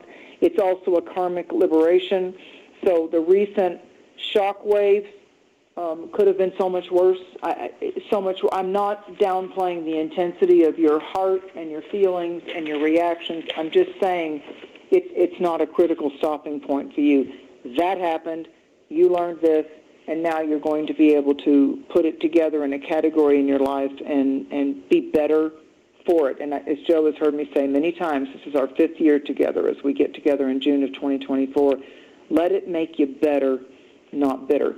So Leo, this is a point of, there's an energy with Gemini for Leo that it has a lot to do with expanding who it is that understands you, how they understand you, the value of the people in your life that understand you, the richness of when there might be tension clouds in your life. It's 11th house, and what animals, what pets, how the other energies, entities in your life, memories of your mother, memories of the influence of your father, how your father handled conflict, how your mother handled a death in her life, be it a child or a parent. I mean, you're learning from the reference points of how my strength comes up in, when I find myself in times of crisis type of a thing. So you're choosing with much more deliberation, Leo, who you follow through with, who you want to companion with, and you're really looking at the dynamics of personalities that whether they're with you once a week or you haven't been in their company for a while, the energy signature, the strength of the connection you have with him or her still comes in to be that comfortable, soft blanket when you think of him or her, when you reflect on the times that you spent together. So there's an energy here with Pluto in Aquarius and Mars going in Taurus. There's something about a loved one, a parent, a child, a companion. There's something about you being that caregiver or you being that support system.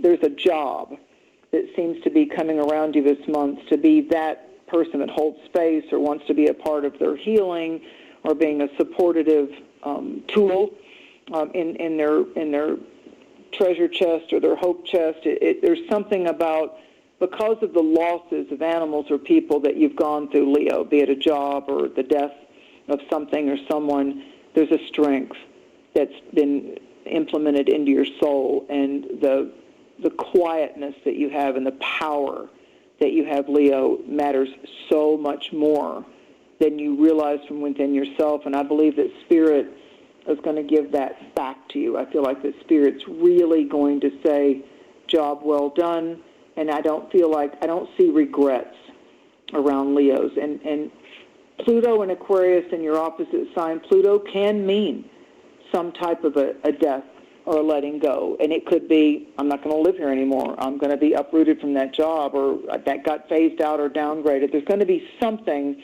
that both Leo and Aquarius are beginning to realize that they're not going to need such a tight grip on, or something, and I mean this not in a negative way, something may literally be slipping from your fingers, slipping from your grasp, not because you did anything wrong, but because it's just their time to transition into another kind of life, birth or startup, or they're moving on because they have to. It's part of their soul contract. So Virgo, it's your inner voice right now. Virgo, Gemini and Virgo are both under the governorship, if you will, of everything you've ever learned in Roman or Greek mythology about Mercury. The trickster, the messenger, the bearer of news, whether that's easy or tough to deal with. So Virgos are breaking free. It's a 10th house thing. It's the top of your chart. So you Virgos, some people that have strong Virgo placements, and the Virgo part of your earth birth chart is where the Virgo area of your chart is where you're actually snapping the chains that bind you, or the business or the financial things that have been a bit of a long haul of stress and frustration. I feel like there's allies and people in powerful positions, or people that have great acumen of their skill sets, the bank president, the lawyer, the doctor, the life coach, the astrologer, the person that actually has a specialty in certain things is coming in to, here I am to save the day. So there's something about the freedom from things that have been oppressive in a financial, legal, contractual type of a thing. It's about choosing, with Mars going into Taurus, which favors Virgo and Capricorn, choosing your reactions and not anymore being a slave to someone else's demands or opinions, and you're focusing more on your own wants and needs. Freedom can be non-attachment to outcomes psychologically, really enjoying the moment, allowing yourself not to have to direct or control, to know every frickin' detail and movement, and let the experts come in to advise and handle and navigate this whole thing. While Mars is in Taurus, it can give you an energy uplift and how things are just kind of humming along, and what a relief that you don't have to structure and organize it. So if you were ever going to have a stress break, yeah, I feel like June is that.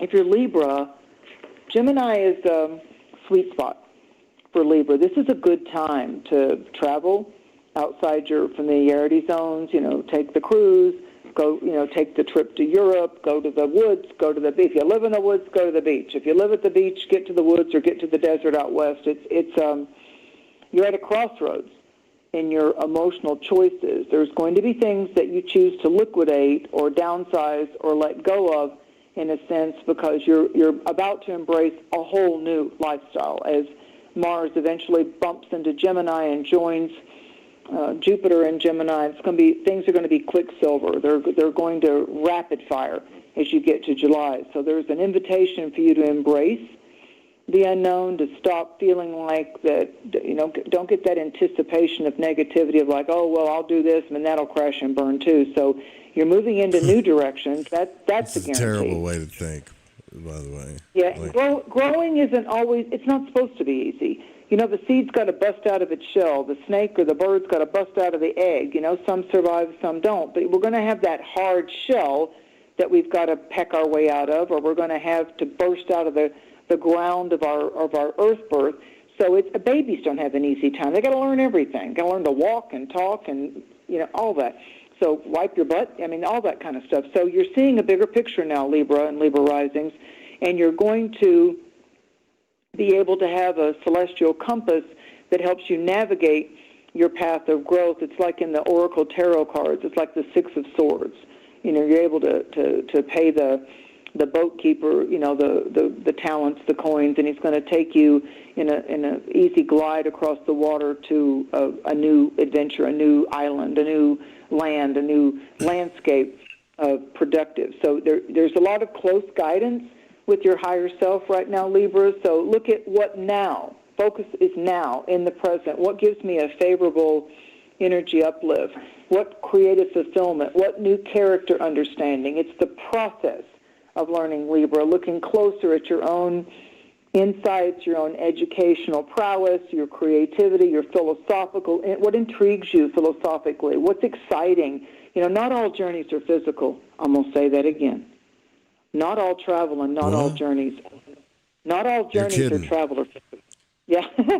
So there's new learning curves, but I also feel not only are you teaching, but there's some very inspiring teachers coming towards you, and I like the whole uplift of that. There's a neat little mystery, a neat little prankster mystery treasure tidbit that's coming towards you. It's like, bet you didn't know that could uplift your life like that, did you? So I feel some good surprises. I feel like June is a month of like, oh, wow, I didn't know that was going to come in the mail or that was going to happen today. Wow, that was really nice. Thank you. Thank you. So for Libra, I'm like, get your enthusiasm and your mojo going, because the ninth house is spiritual and higher love, and, make sure you're playing positive songs, whether it's country western or, move away from the blues right now and make sure you get the dancing songs. Make sure you're playing the stuff that really motivates you. It's important right now. Music affects Taurus and Libra. Mars is going into Taurus. Choose your music and your artwork, with discretion.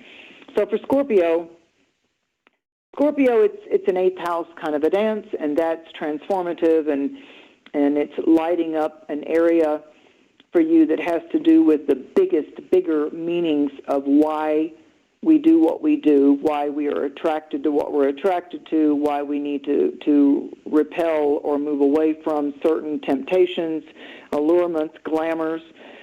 When you first get into psychic work, you have to learn not to be attracted to the glamours psychically, the stuff that you feel like you need approval or applause, or I'm psychic, or I'm the best. You have to learn that, just people giving you applause or approval isn't an indication of how good you are at what you do intuitively. So I believe for Scorpio, this June brings you deep energetic experiences. You're on a very profound rebirth, renewal, epiphany type of journey. You're going to encounter surprising new feelings, and you're going to be learning valuable lessons that expand your truth foundations, your life, alchemy, transmutation. It's the Phoenix energy for you. You're in a line of transformational fire. So bringing to light what you just couldn't see it or face it before, and so it's an extremely powerful time for cathartic healing. I'm really liking this energy of like, wow, I not only went across the bridge, I'm glad I'm on the other side.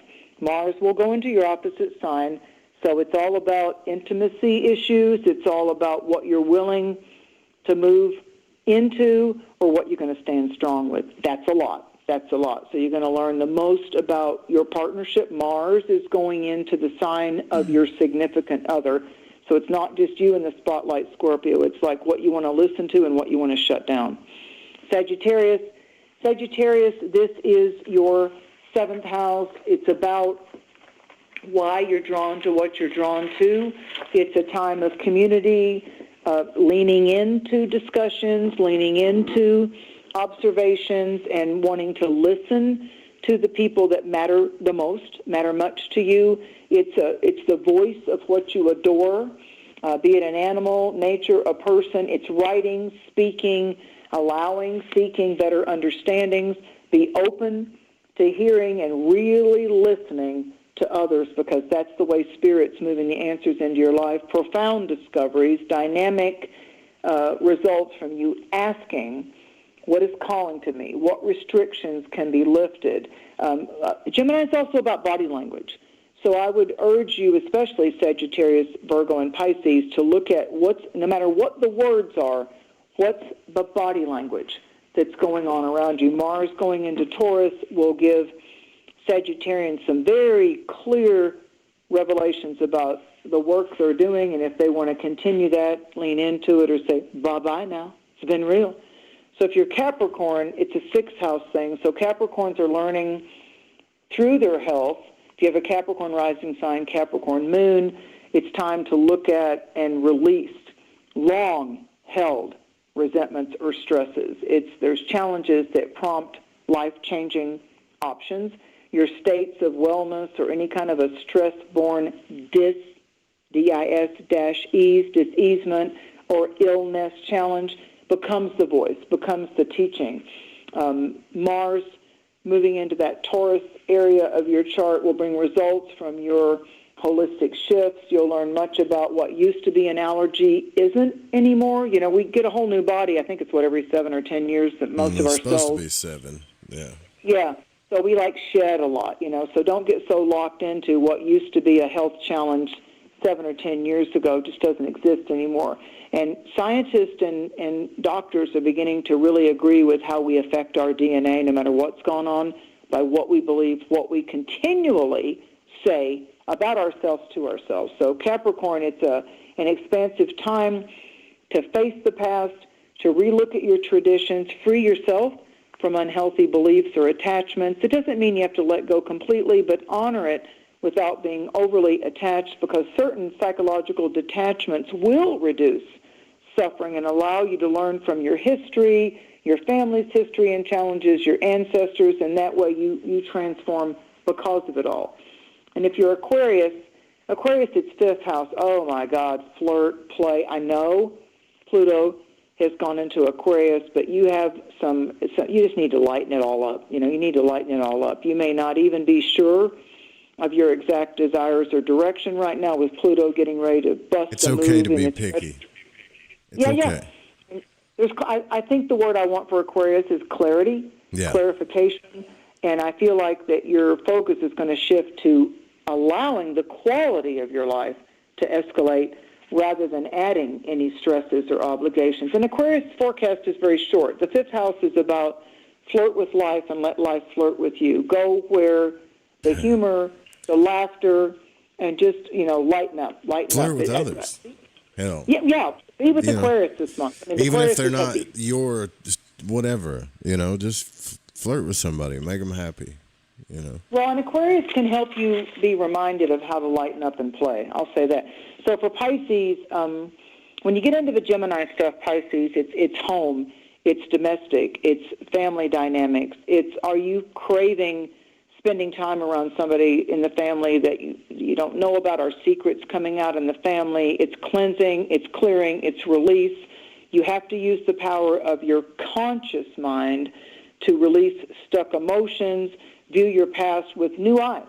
And don't just shame or blame yourself, but learn the art of detaching those things, those words, Gemini words, beliefs that you've outgrown. You're going to gain insight about which one of your personality tendencies or habits that it's time to leave it behind for new ways of expressing yourself and ultimately new growth. So this month is offering for Pisces potential for refreshing meetups, meeting people who help you grow, that it's not such work to be around the people. So with Pisces, again, I'd focus on that, that June 17th and 18th. Don't allow yourself to go into anybody else's downward spiral. It's time for Pisces to say, you know what, I really felt the oppression since 2000, 2002, and 2012, 2013. Where did I get in my own way then? What did I start a habit of 12 years ago, 24 years ago? What is it that I'm just going to turn around and go, enough is enough? And that's really strong for Pisces this month. And that's, it's about choose your words, say what you mean what you say, and deliver on your word. Otherwise, don't commit yourself. That's powerful. That's all the signs, right? Yes, sir. Yes, sir. Okay. So the phone lines are open if you want to call in now. It's 501-777-5631. I've been tinkering with it the whole show. If you call in, you get a little bit of feedback, maybe. I'm sorry, but you get a free reading from Mary. And absolutely. We showed up for you. We showed up for you. In the name of spirit and light, we showed up for you. Let there be light. Yeah, let me make sure, too, here real quick. I think... Hey, what's up? Let's see. You might get some feedback. I'm sorry about that, but do you? Who are we speaking with? This is Gabe. I'm calling in from Atlanta, Georgia. All right, Gabe from Atlanta. Do you got a question for Mary, or do you just want a card? I just wanted a card, but I also wanted to say I had a reading from her back in 2021 on my birthday. Just wanted to say thank you for that. Sweet. Oh, thank you. Welcome to the show, and thank you always for your loyalty and your sweet spirit. Thank you so much. Thank you for Joe and I love it when people call in that have been with either one of us or been on the show. So really, it warms my heart, and I know Joe likes it too. I can speak for him on that. Yeah. Thank you for always taking a moment to do that. I feel from spirit that I want to say to you, nothing is wasted. Nothing has been wasted. It's like what seems that has hidden its own beauty or been in some type of recycling or repurposing is, I feel like that repurposing and that changing of the guard, so to speak, and your viewpoints or your involvements, shifting directions, Spirit's telling me is as important as any other activity that supports the cycle of change in your life. I feel like that nothing is wasted, and there's value in everything that exists, and what might have seemed rotten or ugly or needed to be discarded or harsh or hurtful is so also has the seeds and the potential of being transmuted into something really beneficial. And Spirit just wants me to remind you that not all that's lost is some type of an unfavorable type of event. Any suffering you've experienced wasn't a waste. Any wisdoms and understandings that you gave rose up from the experience as your talismans, as your results and your rewards that will serve you on your journey because of that reference point wherever you go. So even though something seems to wane or expire, it's like I feel there's new wishes. I feel like that all those times you felt like you could just run away from the stress or run away from that past thing or deny the mistake. It's almost like, not so fast. You've gained something valuable from that whole experience. Let the grief or the anger move through you. Release it from your mind, and soon the emotions will follow along with it because you've learned, you've grown, you've been blessed, and I personally know, speaking just for myself, the alchemy that goes on in those transformations of life ends up being such a gift from Spirit. So I don't disown what embarrassed, disappointed, or shamed in my life. It's like a source of great wisdom. And I see with you the energy of a fox. And I feel like whether you go on to Ted Andrews' Oracle cards or you just go online and you can just type in on Brave or DuckDuckGo or Google, what is the spirit animal meaning of fox?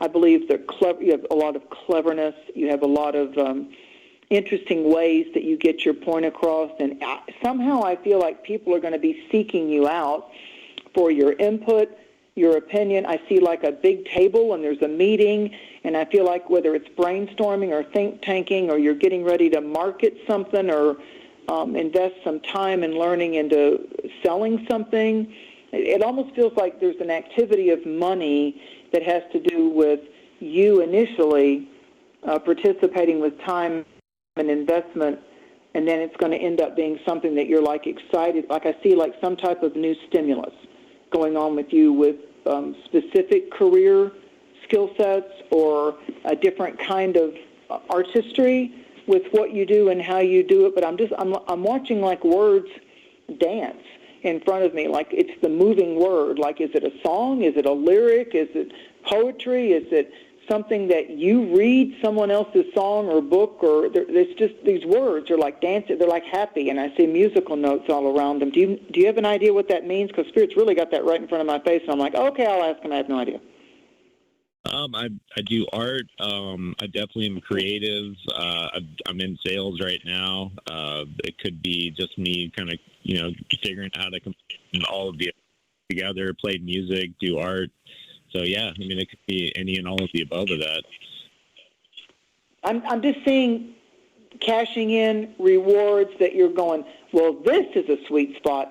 So it's not, I don't feel that you have to change the acumen, the skill sets, the talents that you already have, but something's coming to you where all of those get to be a part of it. Like it's not just sales, it's not just whatever artistry that you like to dip your expressions into. It feels like something is beginning to be like almost like a spiral, and I like it, but it's an upward spiral, and I feel like that it's like the vortex is going up, and I feel like it also could involve a position of where you get elevated, because there's an elevation energy here of like, I'm in sales now, and I feel like it could easily be that there's an elevation, a status. I don't think it's just a title, though.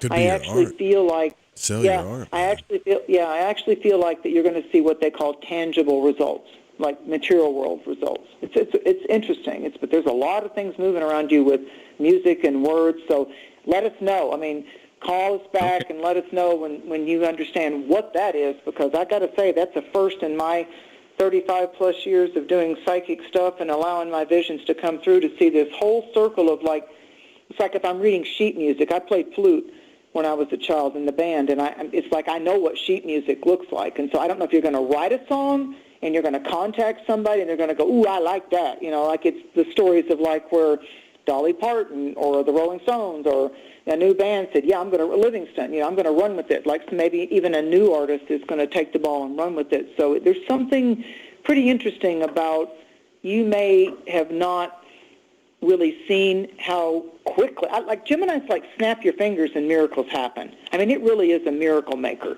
the time of Gemini is. I don't waste Gemini energy because it's like Quicksilver. It's like the positive side of Gemini is like, now you see it and it's here. You ready to go with it? You got the chutzpah, you got the ability to ride this wave, and yeah, I'm going to surf it. I'm all in. I'm all in. So Gemini is not a time to take a long time considering or thinking about things, going, sure, yeah, how do you want me to do it? I'm in. I want you to do this. Go write this. Go sell this. Okay.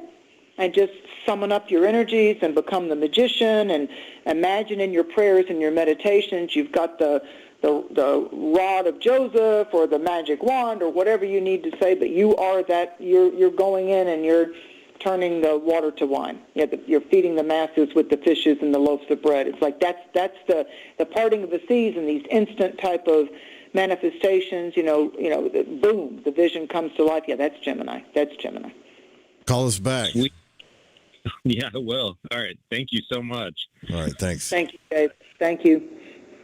Hey, that's 2021. That's a good, that's a good callback. That's been a couple of years. Oh, nice. Yeah, how nice. Yeah, and coming out of a tumultuous time. So, yeah, that's, a lot of the readings I did in 2020 and 2021, there were some really intense concerns. Yeah. And, yeah, that was an intense time for so many people, and we're still healing from that. 479 area code Arkansas. You're on the air. Who are we speaking with? Hey, love. It's Jessica. You're Gemini from Arkansas. There you go. You want to? Hey, I just want to tell you guys thank you guys real quick. Yeah. Happy birthday to you, Gemini Queen. Happy birthday to you, Geminis. It's your time. Happy birthday, 2024. May all you adore come real. Yeah. Okay. So you for you, I got. You just totally. That's when Monica, when you put that sticker up that says "epic fail," that's when you put it up right there. So you just brought tears to my eyes. Thank you so much, Mary. God bless you. Yeah. So, but happy birthday. Blessings. Yeah, absolutely. I feel like it's time to heal. It's time to soar. It's time to shed.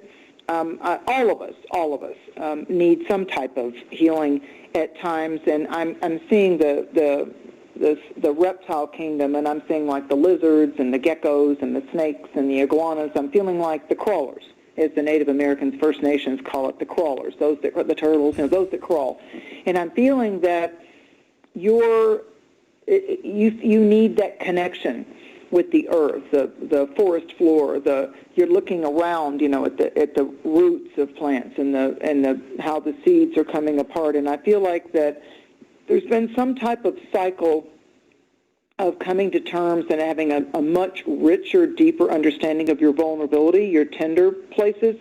And I feel like that's a tool to help you. It's a skill set to help you with tenderness in a relationship, with your intimate connections, whether the Spirit chooses you to be the tender heart for another, or someone's going to take the risk, because it's a risk, of showing their tender side or their vulnerable side with you.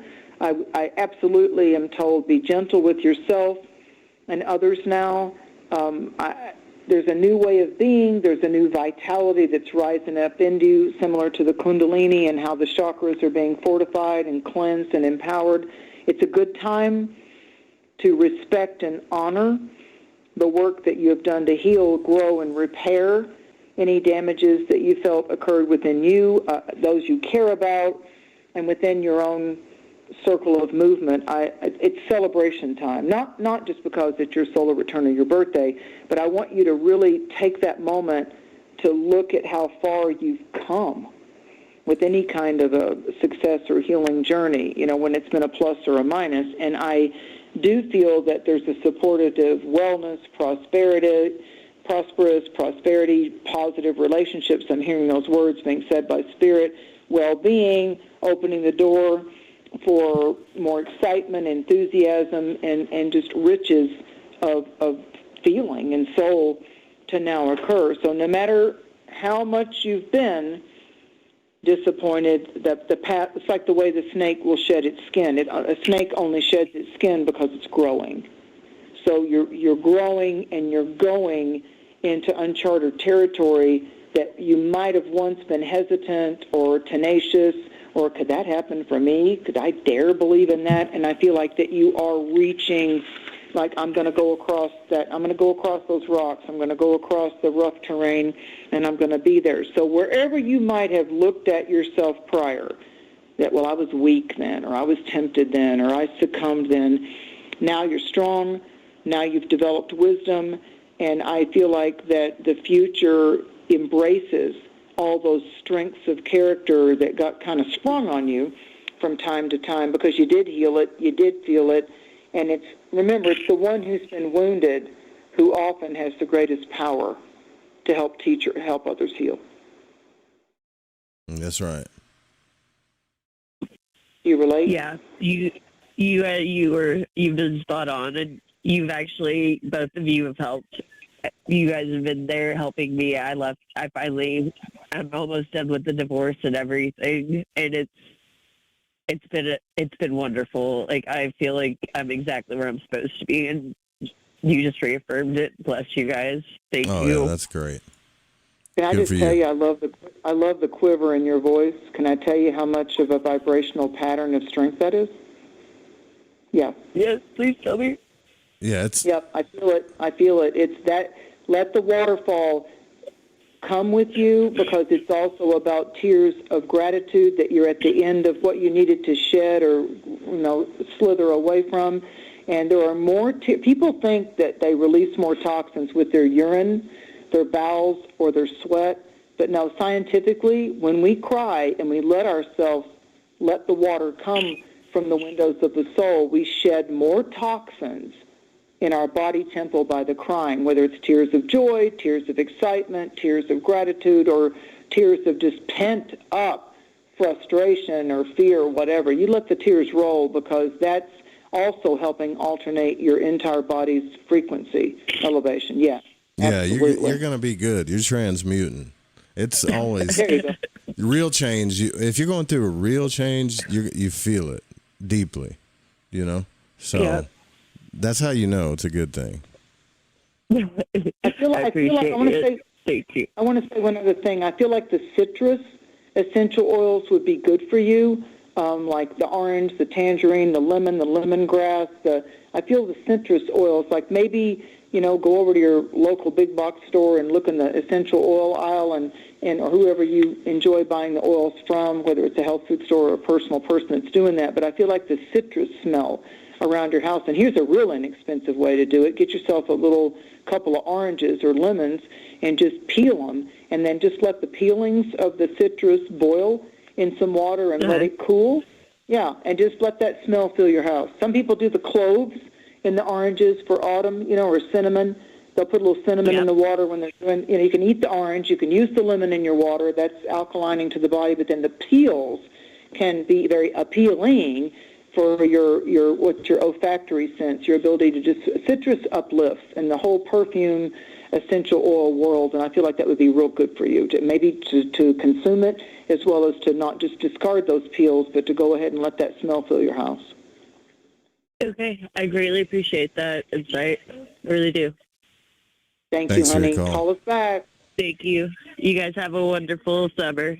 You too. Call us back. Thank you, honey. All right, I got time to take one more phone call. So those of you that have been trying to get through, hit that button. I always, when I hear stuff like that, I always say those are the strongest people.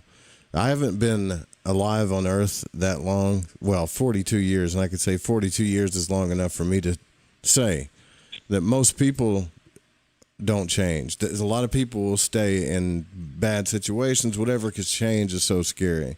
But a small percentage of what I call spiritual people will go through it, even if it's hard, or they'll embrace it, or just power through it, or whatever. They're willing to go through it, and that makes you strong, no matter what happens, whether you cry, whatever, Right. This is the strongest season to dip our foot in the water and allow the change to happen. Gemini favors taking the risk, dancing with chance, allowing the change to happen. Yeah.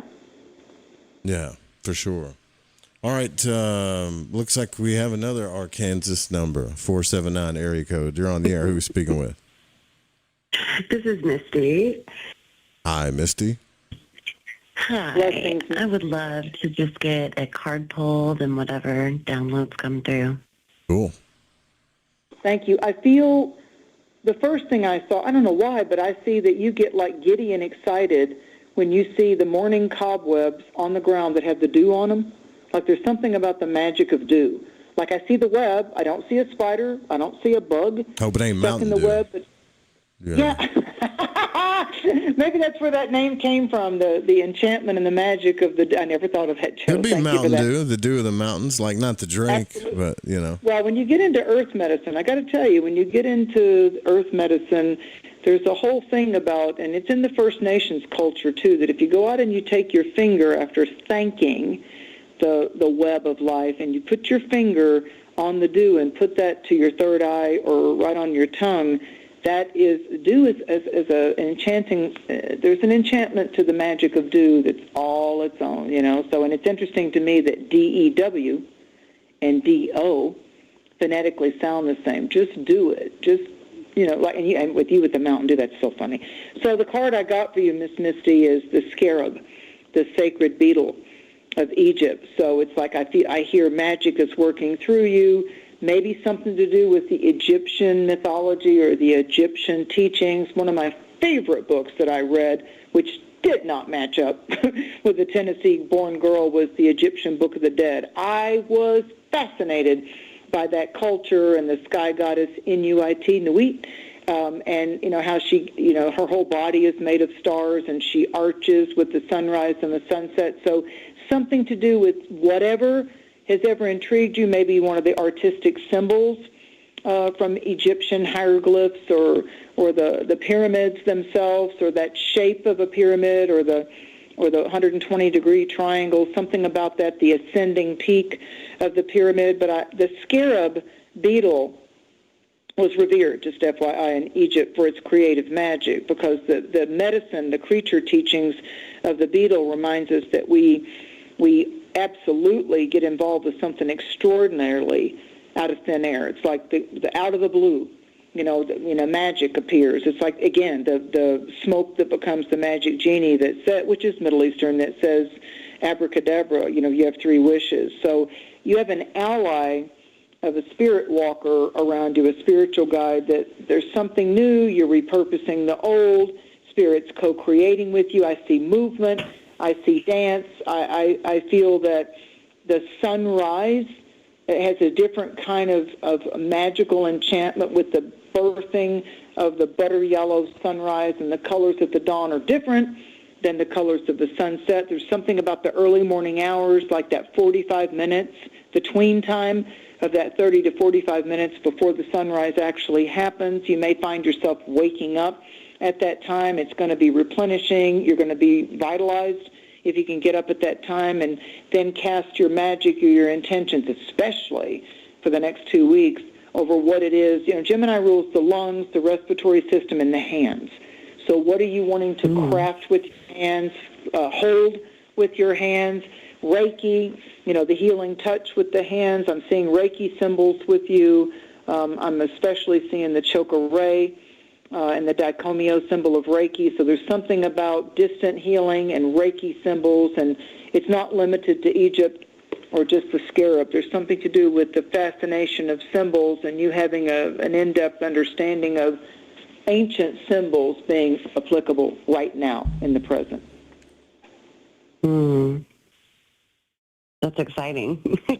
It's very specific. When my guides want to bust a move in a reading, they do really specific things to where I go, ha! It's like, okay, you want me to say that? That's like really specific, and it's like, well, you committed to the right. Yeah, I know the message isn't for me. I'm not going to censor it. I'm not going to alter it. Yet my clients get it as it comes, and then that's when they call me back, or they'll call me on one of the mini podcasts or moments and go, oh, my God. I'm like, oh, good.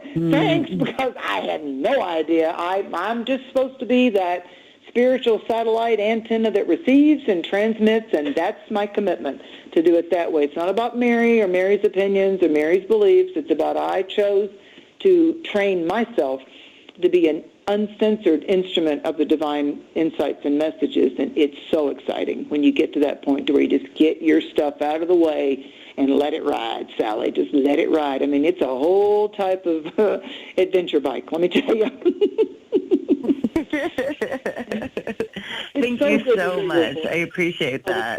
It's interesting that you got the ancient Egyptian stuff, because that had popped into my head earlier today while I was meditating, and then I was like, oh, I'm going to come back to that because I was trying to do this guided thing, and so thank you. It does not want to go away. Lady. There's your confirmation that your intuition was speaking to you with clarity. That's the exciting part. You got a confirmation through another unit in this earth life that said, yeah, go back to that. That's your guides talking to my guides, confirm what your guides wanted you to lean into. That's magic right there. That's magic. Love it. Thank you, guys. I appreciate you. Blessings on you and your tribe, honey. Thank you for all the people that you'll inspire and help, because you've got that mojo. You got the mojo.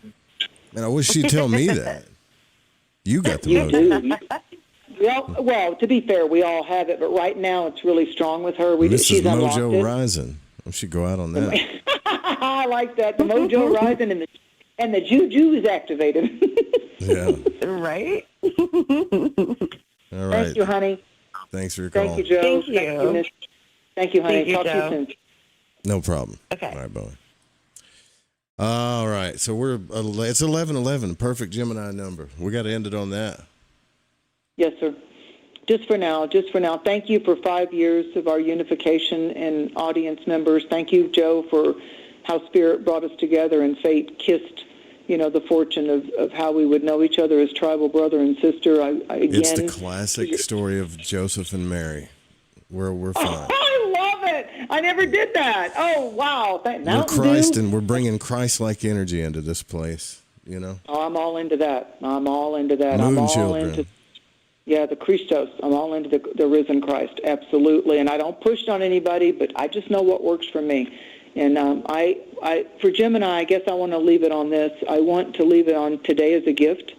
And forgive me for not knowing actually who originally penned this, because I do like to give credit where credit's due. Today is a gift. That's why they call it the present. And to all you Geminis out there, I've been seeing a lot of the little YouTube astrologers saying it's their birthday, they're a Gemini and all that. So to all you Gemini star wizards and astrologers, thank you. For Gemini, if you come in as a Gemini, you got a commitment to be simultaneously, talking about the twins, simultaneously to learn and to teach. So to me, Gemini is a very effective teacher because they cut through the BS and they just want to get the message across. Now, where Gemini sits back, it's like, okay, fascinate me. Tell me a story. Let me know how it affected you. Gemini has to have the audience and the stories, and that's why Gemini rules the media. So got to rock it on. So please be more cognizant of your words, the way you use your voice.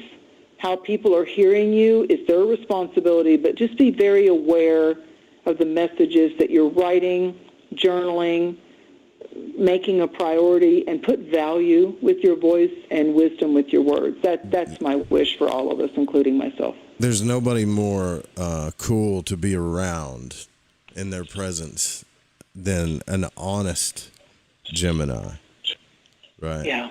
Think about that. Just think about what I'm saying for a minute. An honest, genuine Gemini with integrity.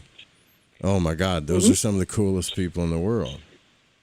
They really are, because they use the power of the tongue and the teaching and the wisdoms they don't just center on themselves. They actually get a big uplift by seeing the eyes get wider and the third eye open and the person going, well, just like tonight, oh, my God, I never looked at it that way. So thank you, Joseph. This is your Mary. Until next month, going love to you all. Lighten it all up. Please go out there without sarcasm or criticism and just give encouraging words. It's a gift. It doesn't cost anything. Everybody's kind of looking at the financial inflation picture. Let's all focus on how we can spend our energies wiser.